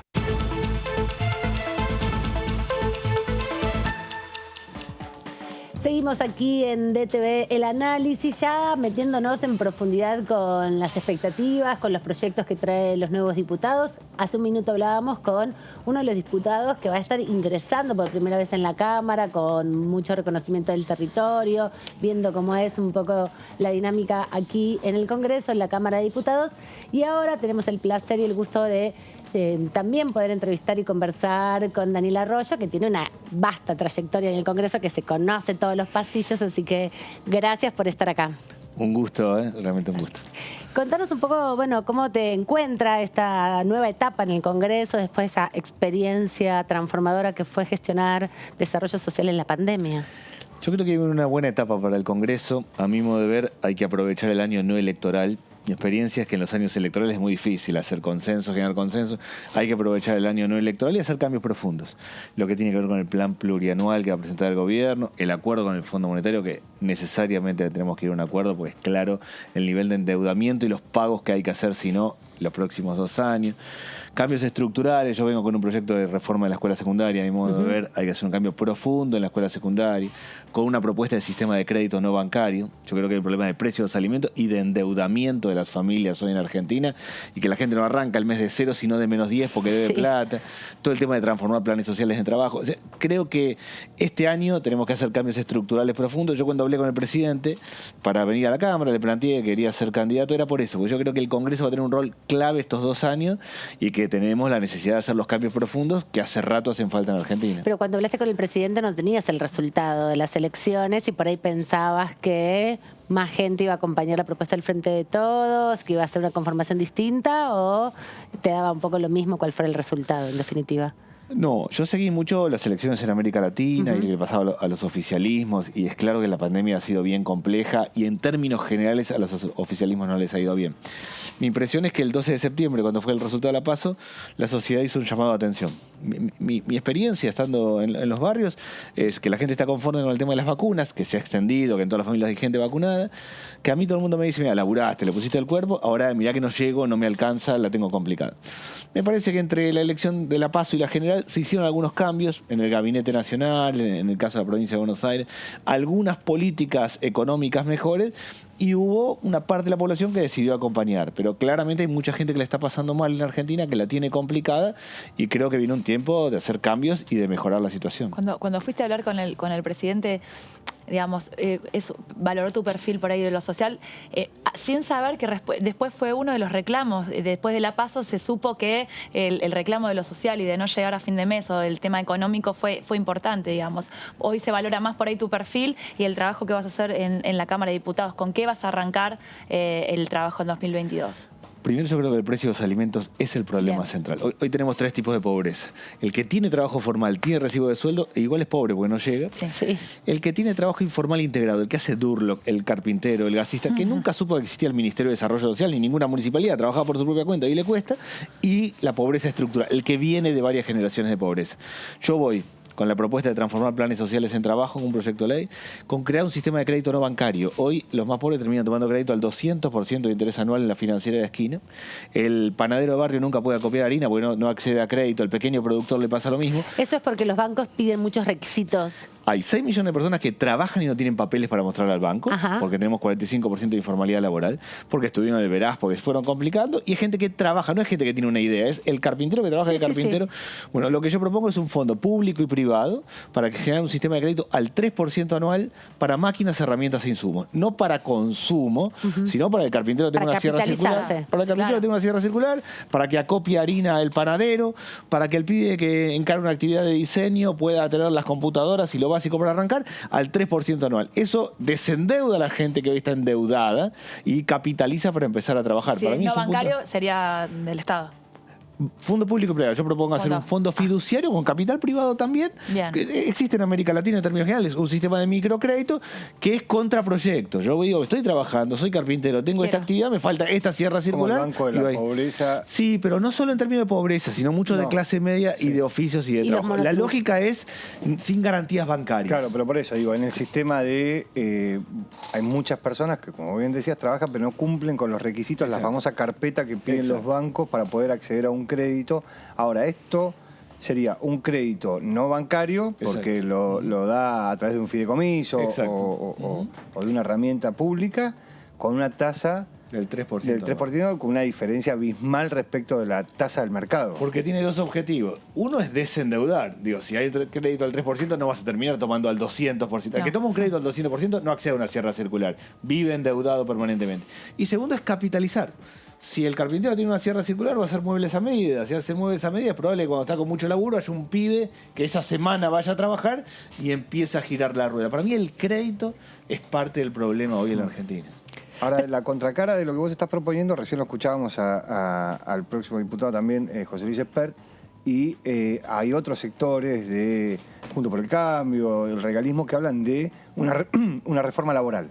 Y que esa reforma laboral implique algunas facilidades a la hora de contratar, una baja de impuestos, facilidades a la hora de contratar, facilidades a la hora de despedir, y que eso va a generar ese derrame en el mercado laboral que hoy no se está viendo y que ayudaría a esas 6 millones de personas a pasar al trabajo formal, a un crecimiento desde el punto de vista laboral. Yo no lo veo por dos razones. Una, la informalidad laboral es un dato estructural de la Argentina. No es que porque cuando creció la economía y se incorporaron 5 millones de puestos de trabajo fue bajo esta normativa laboral. O sea, el problema es el funcionamiento de la actividad económica. Estos 6 millones de personas trabajan en términos generales en la construcción, en el textil, en la producción de alimentos, en el cuidado de personas y en el reciclado. Ahí está lo mano de obra intensivo en la Argentina. No creo en la flexibilidad laboral, pero no es que no creo por una cuestión de fe. Es claro que no es... Donde han sucedido procesos de ese tipo, no se ha incorporado trabajo, y cuando crece la economía así, sí me parece que no es lo mismo que un profesional incorpore una persona, o el primer empleo para los jóvenes, o una pyme no tiene los mismos requisitos para contratar a alguien que una empresa más grande. Sí creo que hay incentivos laborales que hay que dar, que el que tiene un plan social puede tomar un trabajo en blanco, mantenerse en el plan y sí tener una deducción impositiva a la empresa. Incentivos de ese tipo sí. Lo que es flexibilidad laboral, a mí me parece que claramente no va en la dirección correcta y quedó demostrado hace tiempo que no es lo que genera trabajo masivo. Daniel, con tu experiencia en la política y en la militancia y también en el Congreso, ¿crees que ahora hay una etapa donde se puede profundizar con la idea de la segmentación, con políticas más focalizadas? No digo solamente para los sectores marginalizados o los sectores populares que están en una situación muy crítica, sino en esto que decías de las pymes, de pensar esto, la segmentación de las tarifas. ¿Es posible con la dimensión de la Argentina, la informalidad de la Argentina, las situaciones también precarias de las viviendas? ¿Se puede avanzar en eso? Yo creo que hacer una combinación entre lo universal y lo focalizado en Argentina. Y creo que la tecnología juega a favor a la hora de segmentar. La Argentina, si nuestro país tiene 1,5 millones de jóvenes que no estudian ni trabajan, el problema no lo tienen los jóvenes, sino el sistema. Si hubiera 5 jóvenes que no estudian ni trabajan, uno diría, bueno, no se ponen las pilas. Claro. Pero si hay 1,5 millones, si hay 40% de pobreza, el problema es que el sistema funciona mal. Si hay 22% de desocupación en las jóvenes en Argentina, no es que no le pusieron garra, es que el sistema está... Entonces, sobre esa base me parece que hay que combinar políticas universales, como la asignación universal por hijo, como otros instrumentos, con algunas que promuevan el caso de las pymes, el caso del primer empleo y el transformar planes sociales en trabajo. Yo creo que esos tres hay que tenerlos con mucha claridad. Esas tres políticas podrían transformar mínimamente este escenario. Exactamente. Sí, fomentar que la pyme tome trabajadores, fomentar la idea del primer empleo y que el que tiene un plan social pueda trabajar formalmente y hacer ambas cosas. ¿Qué es lo universal? La escuela secundaria. A mi modo de ver, nosotros tenemos un problema serio. La mitad de los jóvenes no terminan la escuela secundaria en tiempo. El que largó la escuela le cuesta mucho volver a la escuela. La pandemia lo complicó del todo. Mal. Se engancha con algo práctico. Si va a hacer un curso de gasista matriculado, dice, por acá capaz que me sirve para laburar. Entonces, si nosotros combinamos una cosa y otra, va a ser un curso de gasista matriculado en la misma escuela, y ya que está haciendo el curso, alguien le dice, mira, dale que terminás la escuela y encarás ahí. Pero después nos encontramos que no hay vacantes, que los pibes se están bollando de un lado al otro y no pueden tener su proyecto de vida. Acá se trata de universalizar y de focalizar. De universalizar en estos términos, el crédito tiene que ser universal, la escuela secundaria claramente, condiciones como lo alimentario, y después sí promover algunos sectores específicos. Me parece que eso es lo que hay que encarar en los próximos tiempos. La Argentina tiene problemas de mayoría, o sea, a mi modo de ver, hoy hay un problema estructural. A nosotros nos faltan dólares y nos sobra deuda. Eso está claro y ese es nuestro problema de funcionamiento ahora. Sobre esa base hay que hacer los cambios estructurales para que tengamos racionalidad económica, pero 45 millones de argentinos adentro. Yo fomentaría claramente el primer empleo, la situación de las pymes y muy especialmente ese vínculo entre planes sociales y trabajo, y extendería la escuela secundaria y los programas de cobertura para los más pobres. Vas a tener que trabajar bastante en el consenso. Por ahí pensaste que asumiendo el 10 de diciembre ya era un tema que iba a estar resuelto, pero el presupuesto todavía ni se arrancó. ¿Qué tenés para decir del presupuesto o de lo que pudiste ver de las áreas que soles trabajar? No, un punto que vi y que entiendo que se está corrigiendo es que había una inversión menor en educación que la del año pasado. Entiendo que eso se está trabajando y se está modificando. Sí, seguramente hay cosas para mejorar. Le tengo mucha fe al plan plurianual. Yo trabajé en varios países de América Latina, en las áreas sociales. Y me acuerdo siempre cuando iba a Uruguay que hablaba con el ministro de Desarrollo Social y él tenía un plan de 5 años. Entonces yo decía, bueno, ¿qué hacemos esto ahora? No, porque tenemos este programa, esto ya pensar. La Argentina es muy difícil porque tenemos un nivel alto de inflación. Si empezamos a pensar un plan plurianual con determinadas metas, trabajamos bien el presupuesto, sacamos de la competencia electoral algunas cosas. yo diría 3. La escuela secundaria tenemos que modificarla. A mí me parece que hay que ir al sistema dual. Que en los últimos 2 años alguien, además de estar en la escuela, pueda hacer prácticas profesionalizantes. A otro le parecerá otra cosa, pero está claro que hay que transformar la escuela secundaria. Generar un sistema de crédito no bancario. Establecer un criterio. Comer tiene que ser barato en Argentina. Nosotros producimos alimentos. Hay mucho para trabajar, pero si lo que se produce en un país tiene que ser accesible para los que viven en ese país. No es solo un tema moral, es una regla básica. Tenemos que lograr esto, que un conjunto de alimentos de la canasta sean accesibles. Bueno, todas esas cosas yo aspiro y creo. Lo que pasa es que llegamos a lo del plan plurianual por el componente del FMI también, pero puede ser que nos lleve a obligar a pensar eso en el largo plazo, pensamos. Por un lado eso, y por otro lado yo creo que no es posible un acuerdo en los términos del ajuste. La Argentina tiene una situación de muchísima gente que le cuesta llegar a fin de mes. No es un ajuste lo que necesitamos, sino expandir la actividad económica. Por supuesto es más fácil hablar que hacer, pero sobre todo esta base yo aspiro a que 3 o 4 leyes las saquemos del debate electoral y vamos para adelante y reformamos la escuela secundaria los próximos 15 años y lo saquemos del debate electoral. Tenemos que hacer eso, claro. Ahora, Daniel, cuando vos decís, bueno, el problema principal de la Argentina es el valor de los alimentos y que no puede ser tan caro comer en un país que produce comida. Cuando eso se plantea en la discusión, aparece el sector privado y dice, bueno, lo que pasa es que hay una presión impositiva muy alta que hace que eso se termine trasladando en todos los eslabones de la cadena y llegue al final con un precio muy alto. Es una parte eso. O sea, el tambero saca el litro de leche a 25 o 30 pesos y la leche termina en 120 pesos en la góndola. Si la leche sale 120 pesos y el kilo de asado está a 1.000 pesos, tenemos un problema, claramente. Hay un problema en Argentina. Eso es lo que no nos puede pasar. En la intermediación a mí me parece que hay parte del problema. Yo identifico 3. Hoy el precio de los alimentos a nivel mundial ha crecido. Hay un problema de acceso a crédito en la Argentina y además está todo el tema de la intermediación. Mi mirada es, por un lado tenemos sobre el tema del crédito, que es lo que estaba planteando antes, que el productor venda directamente al consumidor, tener 400 pequeños mercados centrales, que el productor pueda vender directamente al consumidor, achicar ese proceso, generar una baja de impuestos en lo que tiene que ver con los pequeños productores, con la economía social, poner en marcha bien la ley de góndolas. La ley de góndolas para mí es un avance, tenemos que lograr que se ponga en marcha bien. En la góndola están todos los productos, de la empresa grande, chica, mediana, de la pyme. En el medio de la góndola está el precio más bajo. Entonces uno sabe dónde está parado, cada uno de acuerdo a su bolsillo, su preferencia va a comprar, pero sabe dónde está parado. Esos mecanismos empezarían a ayudar. Yo creo que no es solo la macroeconomía, tenemos mucho para modificar en eso. El precio de los alimentos es hoy objetivamente el problema más grave y yo lo veo por el lado de la calidad nutricional. Se está comiendo muchos fideos, harina y arroz, poca leche, carne, fruta y verduras. Eso es un problema hoy y es un problema para el futuro grave, realmente. Recién hablábamos con José Luis Esperti, que planteaba, además de la reforma laboral, la carga impositiva, como bien planteaba David Cayón hace un ratito. ¿Cuál es ahí el debate posible que puede darse el Ejecutivo, que puede darse el oficialismo con un gran sector de la oposición que lo que pide es achicar el Estado, en definitiva? Y el rol que está teniendo el Estado, la conformación que tiene este gobierno, busca más intervención del Estado. En esto que decías de los precios, por ejemplo, ¿no? Sí. Precios cuidados, ley de góndolas. Necesita gente para que eso se pueda hacer cumplir. Sí.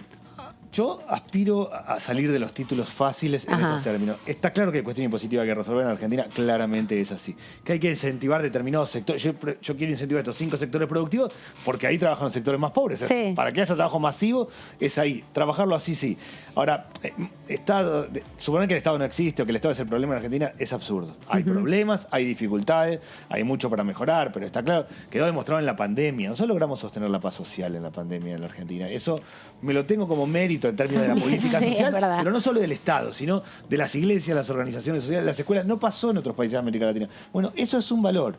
Y con la historia que tiene este país, ¿no? También de reacción inmediata. Muy complejo. Entonces, hay que trabajar para encontrar un equilibrio. Sí creo en equilibrio, yo sí creo en la competencia, que hay que promover determinadas actividades de mercado, pero es un punto de equilibrio. Hay que encontrar un punto de equilibrio.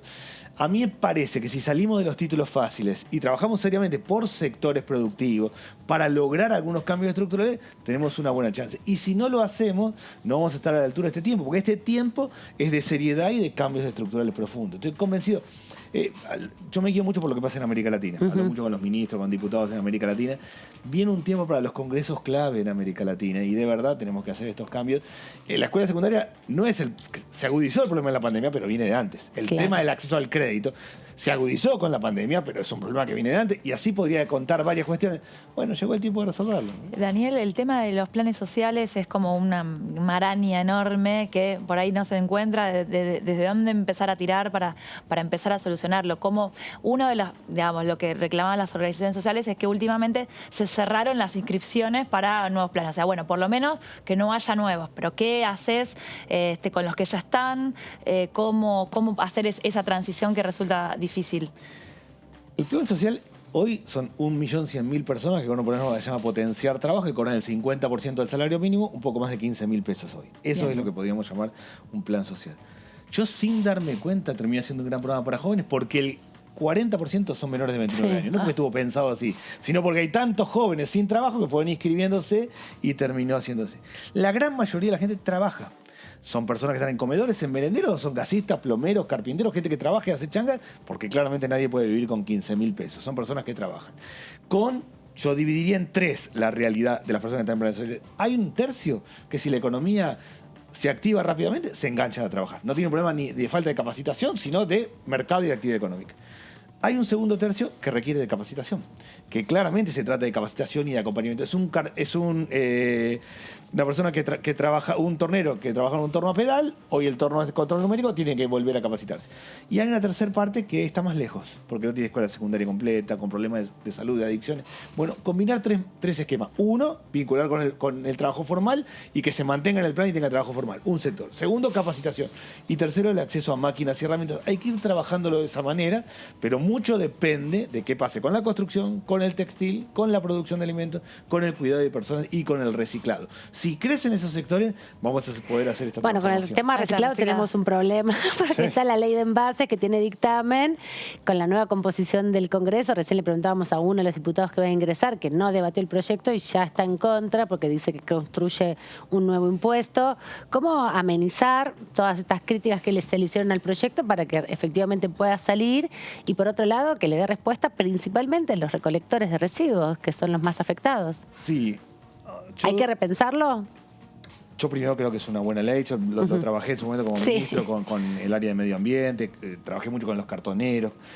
Seguramente hay cosas para mejorar, pero claramente la idea de la economía circular y la idea de que en el reciclado se le dé valor agregado y que llegue hasta la punta es necesario. Hay que salir de los títulos fáciles, eso del 3% y que es otro impuesto a las grandes fortunas, no tiene sentido. Pero después no te acompañan con el voto, ese es el punto. Bueno, pero yo sugeriría, para mí viene el tiempo de racionalidad.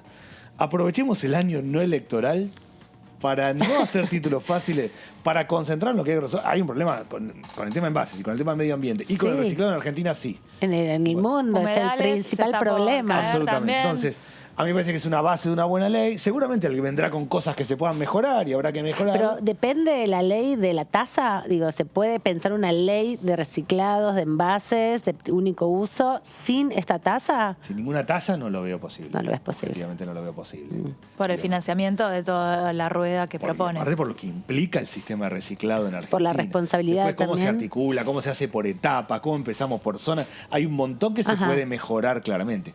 Sin ninguna tasa no lo veo posible. Pero no es posible objetivamente. Lo que creo que hay que evitar, el que he escuchado análisis que decían el 3% es tanto por tanto y es un montón de plata, hay que evitar ese tipo de análisis y ponerse a trabajar seriamente. ¿Es más fácil empezar a reciclar en los grandes centros urbanos que en el resto? Sí. Nosotros tenemos, si pensamos con Urbano Bonaerense, Rosario, Córdoba, San Miguel de Tucumán, arranquemos por ahí.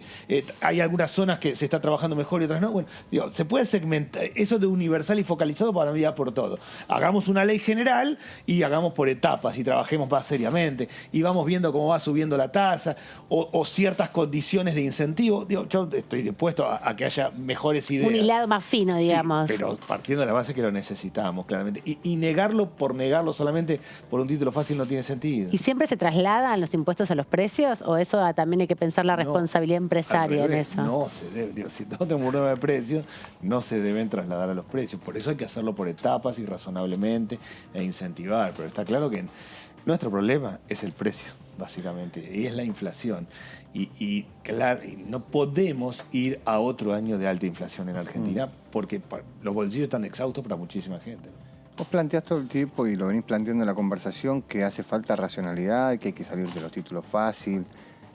Respecto de la nueva conformación que va a tener la Cámara de Diputados, ¿vos creés que esa racionalidad está presente?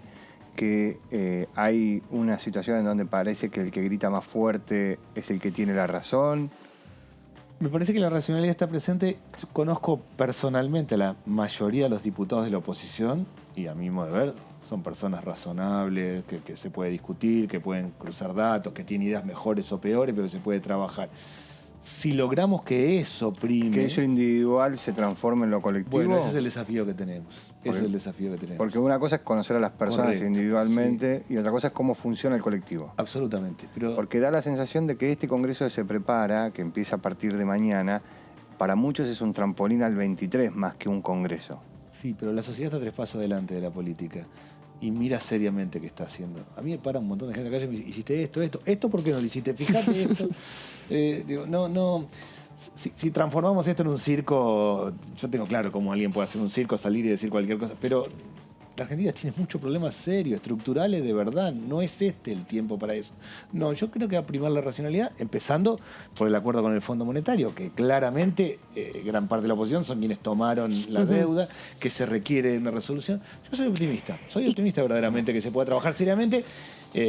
Intentaré y pondré todo mi granito de arena a conversar seriamente. Toda tu experiencia.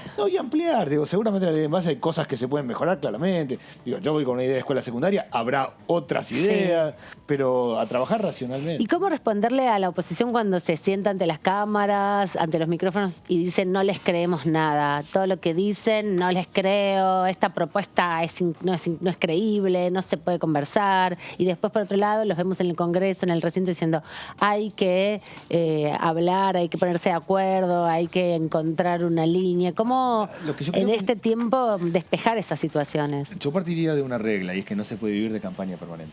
No se puede vivir de campaña permanente. Yo entiendo que en un proceso de campaña, en los últimos 6 meses, cuando hay intención, tiene que hacerse notable, lo entiendo, así funcionan las campañas, pero no se puede vivir de campaña permanente. Y de verdad hay un problema estructural grave en la Argentina. Veníamos de situación muy crítica, la pandemia complicó las cosas. Tenemos problemas serios verdaderamente, problemas macroeconómicos muy serios, es muy evidente, problemas de vida cotidiana, problemas de mucha gente que está angustiada, que la pasa mal. Yo buscaría 2 racionalidades ahora en lo cortito. 1, tenemos todos que aportar a que tengamos un diciembre en paz, un diciembre tranquilo, razonable, todos tenemos que ayudar a eso. 2, tenemos que actuar racionalmente en el acuerdo con el Fondo Monetario. Está claro que a ninguno nos parece que lo ideal es acordar con el Fondo Monetario. Ahora estamos en este contexto, tenemos este nivel de deuda. Bueno, empecemos con esas 2 racionalidades y después vayamos buscando algunas, pero no se puede vivir de campaña permanente de verdad. Y la sociedad toma nota de todo, la sociedad se da cuenta de todo. Claramente la sociedad está 3 pasos adelante de la política en Argentina. Buenísimo, Daniel, muchas gracias por compartir este rato. Te damos la bienvenida ya formalmente. Bueno, gracias. Mañana vas a estar jurando. Nosotros vamos a escuchar lo que decía Alejandro Cacase hace un ratito nada más, sobre todo en relación al proceso que está desarrollando la UCR con este nuevo bloque de UCR Evolución. Esta mañana hemos decidido una conformación de un nuevo bloque radical, que es el bloque UCR Evolución. No tiene vuelta atrás. Vamos es un planteo de renovación hacia dentro del partido. Sí, porque no tiene vuelta atrás. Presidencia manda que formalmente no hay ninguna presentación. No, todavía no llegó a... No, pero lo hemos comunicado y lo presentamos. Sí, lo han comunicado. Sí. Primero que hay que aclarar es que está dentro de Juntos por el Cambio, porque he escuchado algunas preguntas. Es decir, es un bloque dentro de nuestro interbloque que, como ustedes ya saben, ya tenía el interbloque distintos bloques y que ahora van a ser más. Porque hasta entonces había del PRO, Coalición Cívica, UCR, ahora se está hablando de 6, 7 bloques dentro de Juntos por el Cambio, porque hay muchos diputados que han sido electos ahora y conforman monobloques o bloques de algunos representantes. En nuestro caso, somos 12 diputados, todos radicales, que hemos ganado en nuestros distritos, ya sea en 2019 o ahora en 2021, la mayoría de nosotros jóvenes, que hacemos un planteo de renovación hacia adentro del partido. El bloque radical venía de 5 mandatos consecutivos de un mismo presidente de bloque que se presentó a las elecciones en su provincia, en Córdoba, y perdió.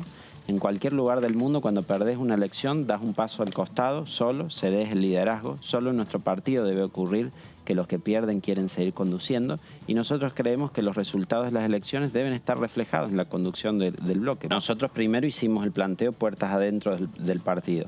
No se nos escuchó, no se quiso convocar una reunión de bloque. Y la respuesta fue, el bloque ya está constituido, tiene su presidente elegido, lo comunicaron, seguimos sin reunión de bloque. Planteamos luego, en una reunión entre referentes de los 2 grupos, la posibilidad de compartir las representaciones. de hacer como hace el Senado, por ejemplo, que tiene un presidente bloque radical, un presidente interbloque, que son dos figuras distintas. Se nos dijo de ninguna manera, acá las dos representaciones tienen que estar concentradas en la misma figura. Entonces, agotamos todas esas instancias y cuando ya terminantemente no hubo posibilidad, sobre el fin de semana nos reunimos y tomamos esta decisión que fue comunicada esta mañana y en la que además designamos a Rodrigo de Loredo, que fue quien ganó las elecciones en Córdoba, una elección histórica, y ganó las PASO y la general, obviamente, como presidente de este bloque. Ahí estaba justamente el diputado Cacase, que es uno de los protagonistas de esta docena de legisladores nacionales que armaron un bloque nuevo. Dani, vos también estuviste ahí revisando un poco lo que van diciendo, recuperando la información. Sí, primero explicar un poco porque hay a veces confusión. Se rompió Juntos por el Cambio. No, Juntos por el Cambio, la estructura, los 116 diputados van a estar trabajando juntos como hasta ahora. Ahora, la diferencia es que esto es una interna radical de las que hemos cubierto durante años. El Partido Centenario tiene mucha sí, interna. la principal incógnita o la sorpresa viene por la ruptura post-electoral, porque generalmente estos procesos, incluso en el radicalismo, donde hubo PASO en un montón de provincias, incluso apelaron a la PASO en beneficio propio y lograron que sirva para dar volumen de votos, para dar propuestas, rompen después de la o sea, eso es lo que resulta inédito, pero tiene su lógica desde el punto de vista de los lugares, desde las conducciones que no lograron ponerse de acuerdo, con los datos en la mano. Con los datos de las provincias. Decíamos más temprano, hay interpretaciones distintas de las elecciones, en definitiva, ¿no? Y esto es un poco una consecuencia de esas distintas miradas sobre si se ganó, si se perdió, cómo se ganó, cómo se perdió, que tanto se le achacó también el oficialismo. Ahora estamos viendo los efectos en la oposición. Ahí, bueno, va a haber un bloque de 33 integrantes con Mario Negri, que eso fue ratificado la semana pasada. En ese momento Mario Negri, que el martes pasado sumó la mayoría de los integrantes del bloque radical, por eso él es consagrado y eso queda inamovible. Lo que significa lo nuevo es que quienes no firmaron, no votaron o no hicieron ese poroteo, deciden conformar una iniciativa propia que se llama UCR Revolución, que es un nombre que ya se viene trabajando hoy con el nuevo titular, que va a ser Rodrigo de Loredo, también un cordobés. De Loredo chicaneando un poco, pero mostrando un poco cómo es la situación. Dice, ¿qué pasa acá? El que pierde conduce, el que gana acompaña, invirtiendo. Claro, porque fueron competencias en listas distintas dentro de la interna de 5 listas del radicalismo de Juntos por el Cambio en Córdoba. Era una picante. También es una respuesta a cuando empieza esta discusión dentro del bloque de la Unión Cívica Radical de la Cámara de Diputados. La voz cantante, ¿quién fue? Emiliano Jacobiti. Emiliano Jacobiti, que decía, bueno, ¿cómo puede ser que la conducción esté en manos de alguien que perdió la interna? Y del otro lado decían, bueno, pero ¿cuántos votos tiene Emiliano Jacobiti? Porque Emiliano Jacobiti nunca fue cabeza de lista, con lo cual la respuesta era, bueno, nosotros no sabemos cuántos votos tiene Emiliano Jacobiti. Sí sabemos cuántos tiene Negri. Entonces aparece el Loredo que sí. Que sí se saben cuántos votos. Que se sabe bien cuánto recién había ganado. Ahí la discusión, esto es simplificado, pero Dolores Martínez recién, que es una de las integrantes de estos 12, que ahora se los voy a contar quiénes son, Dolores Martínez dijo, pero no era que queríamos poner uno propio.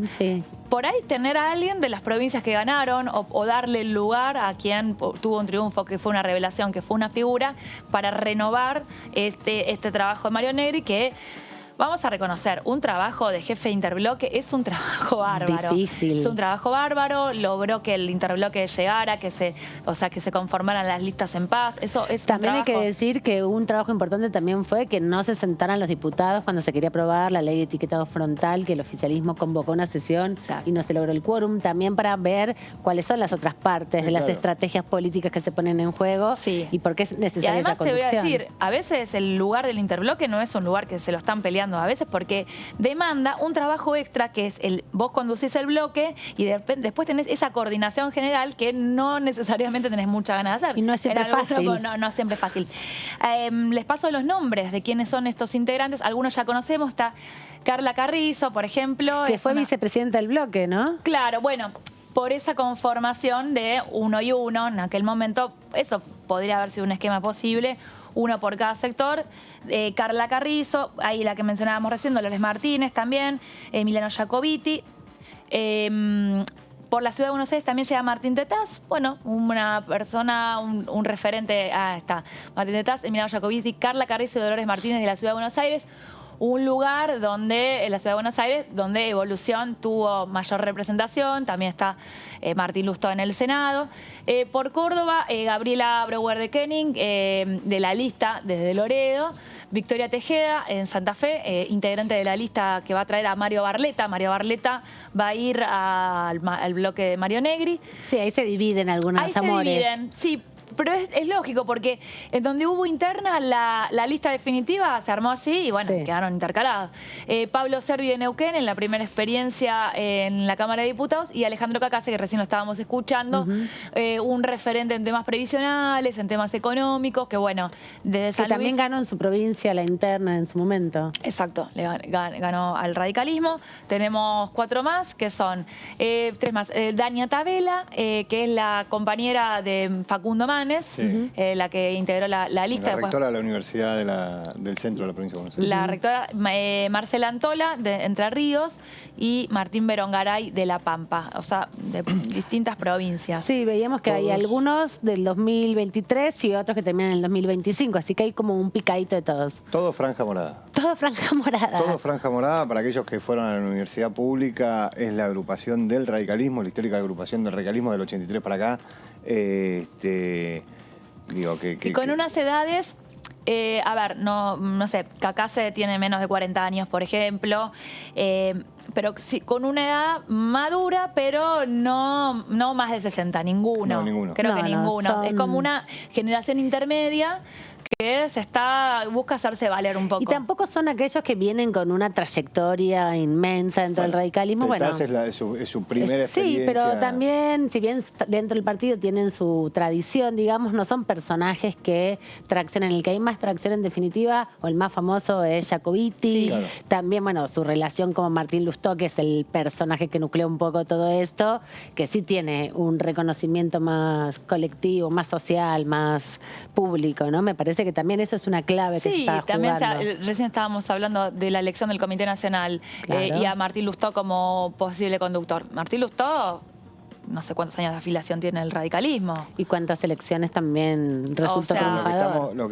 sé si es un referente para conducir el partido, o sea, como desde el orgánico o de lo que viene siendo, pero... Es la representación de la línea de Nosiglia dentro del partido, los 12 diputados, la franja. Sí, todos ellos. Son la representación de... El radicalismo tiene muchas líneas internas, una de ellas es la que tiene como referente a quien fue el ministro del Interior de Alfonsín, a Coti Nosiglia. Bueno, es el nosiglismo, por decirlo de alguna manera.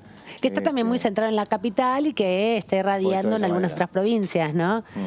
Vamos a seguir con esta información porque esto también se publicó todo a través un poco de redes sociales primero, porque no está formalizado, pero mañana a viva voz se va a decir. Sí, ahora en un rato en realidad va a quedar porque se va a conformar el bloque de los 33 de Negri, con lo cual los otros van a quedar afuera, pero mañana es lo formal. Sí, decíamos 33, como en el truco, son mejores, 12 también Apóstoles, mucha referencia. Los 33 mineros. Los 33 mineros, mucha referencia a números de los últimos tiempos. Pero David, vos trajiste un tema también para ir repasando. Es uno de los temas que el Ejecutivo quiere que se trate, que tiene que ver con el compra argentino, el desarrollo de proveedores y compras para la innovación. Es la reforma de la ley 27.437 que fue sancionada en el 2018. Este es un proyecto de ley que obviamente nace del Ejecutivo, que está atrás de esto está el ministro de Desarrollo de la Producción, Matías Culfas. Es uno de sus proyectos, digamos. Sí. Como movilidad sustentable. Son los hidrógeno verde, todos esos. Son los proyectos que salen desde ese ministerio en particular, que forman parte del paquete económico que quiere aprobar el gobierno en el Congreso de la Nación, y lo que busca es ampliar el compra argentino, el alcance del compra argentino a otros organismos públicos como el PAMI para promover la industria farmacéutica nacional. Esto, es bastante importante a la hora de discutir el valor de los medicamentos. Siempre hay que recordar que el PAMI es el mayor comprador de medicamentos de la Argentina, como única institución el que más compra en todos los laboratorios. Lo mismo que de equipamiento médico. También desarrolla un programa de compras públicas para la innovación, para que el Estado financie investigaciones que sirven para generar soluciones a problemas públicos. Esto se parece un poco al proyecto de ley y a la ley que finalmente se aprobó, seguro se van a acordar, de laboratorios públicos, ¿no? Claro. Que es reemplazar un poco algunos productos que son muy caros, traerlos de afuera e incentivar que se hagan acá. Acá lo que vos haces siempre con las leyes del compra argentino es sustituir importaciones, porque vos lo que buscás es que algún productor local de lo que sea, empiece a generar eso sabiendo que va a tener una contratación segura de parte del Estado, que va a tener el mercado.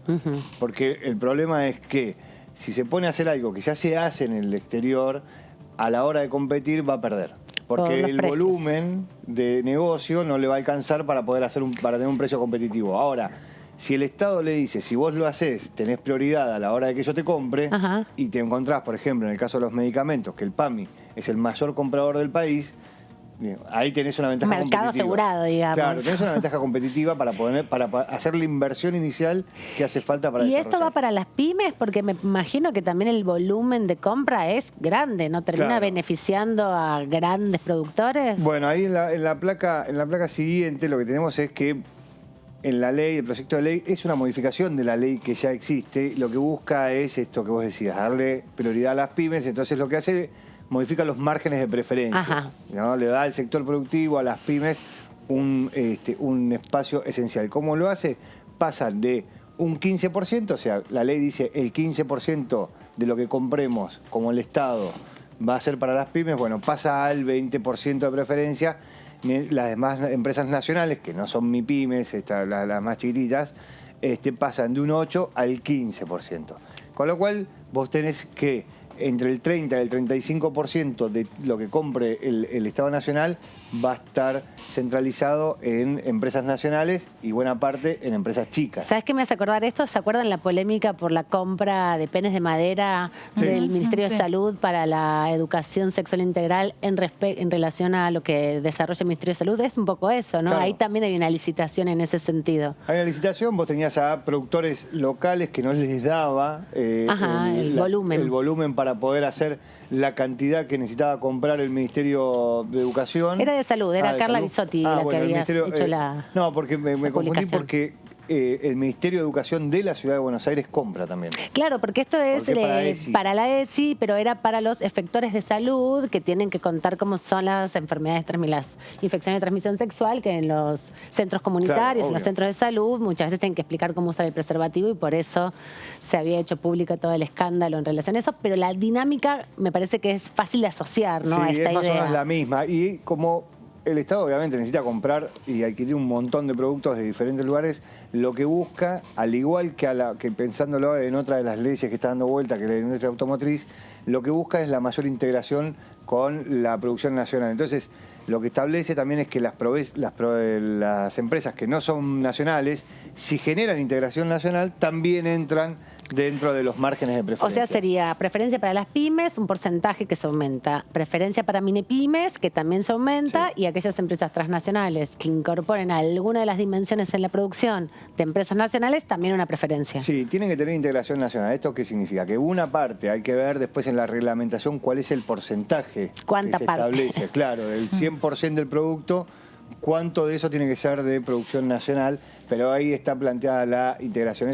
Por eso lo decía que se ve bastante más simple en la industria automotriz, donde está establecido el porcentaje de integración Esto nacional. tiene que ver con las autopartes, ¿no? Con esa dimensión. Claro, uno agarra el auto en su totalidad y dice, bueno, del 100% del auto, ¿cuánto tiene que ser fabricado en la Argentina?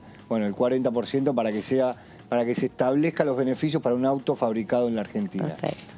También lo que busca es, obviamente, dar beneficios a las empresas cuya composición mayoritaria sea de mujeres en capital social y puestos jerárquicos en el plantel general de la empresa. Estos van a tener un 3% de margen adicional. Esto para romper el techo de cristal que tienen muchas empresas respecto de los directorios. Sí, está bueno porque retoma un poco el debate que se dio, ¿se acuerdan? Con teletrabajo, que establecía también especiales requisitos para aquellos que contrataran personas travestis o trans, o también mujeres. Hay como una línea ahí de incorporar toda la dimensión de género a los debates productivos, me parece que es un cambio de paradigma. Y el dato de los puestos jerárquicos también me parece muy relevante porque hay un techo de cristal respecto de los directorios de las compañías, en especial de las compañías más tradicionales, son las más grandes, no tanto las compañías familiares, que son pymes, donde la estructura familiar hace que ese techo de cristal básicamente no exista porque participa toda la familia, no importa si es hombre, si varón, si Sí, mujer, pero te voy a lo que sea. decir que la experiencia también muestra que en definitiva a los padres les dejan la conducción a los varones, a los hijos varones sobre las mujeres, mayoritariamente. No digo que no pase, No, está que bien, haya mujeres que pero digo- conduzcan, pero... Viendo el diciembre que tenemos, el tema presupuesto y plan plurianual,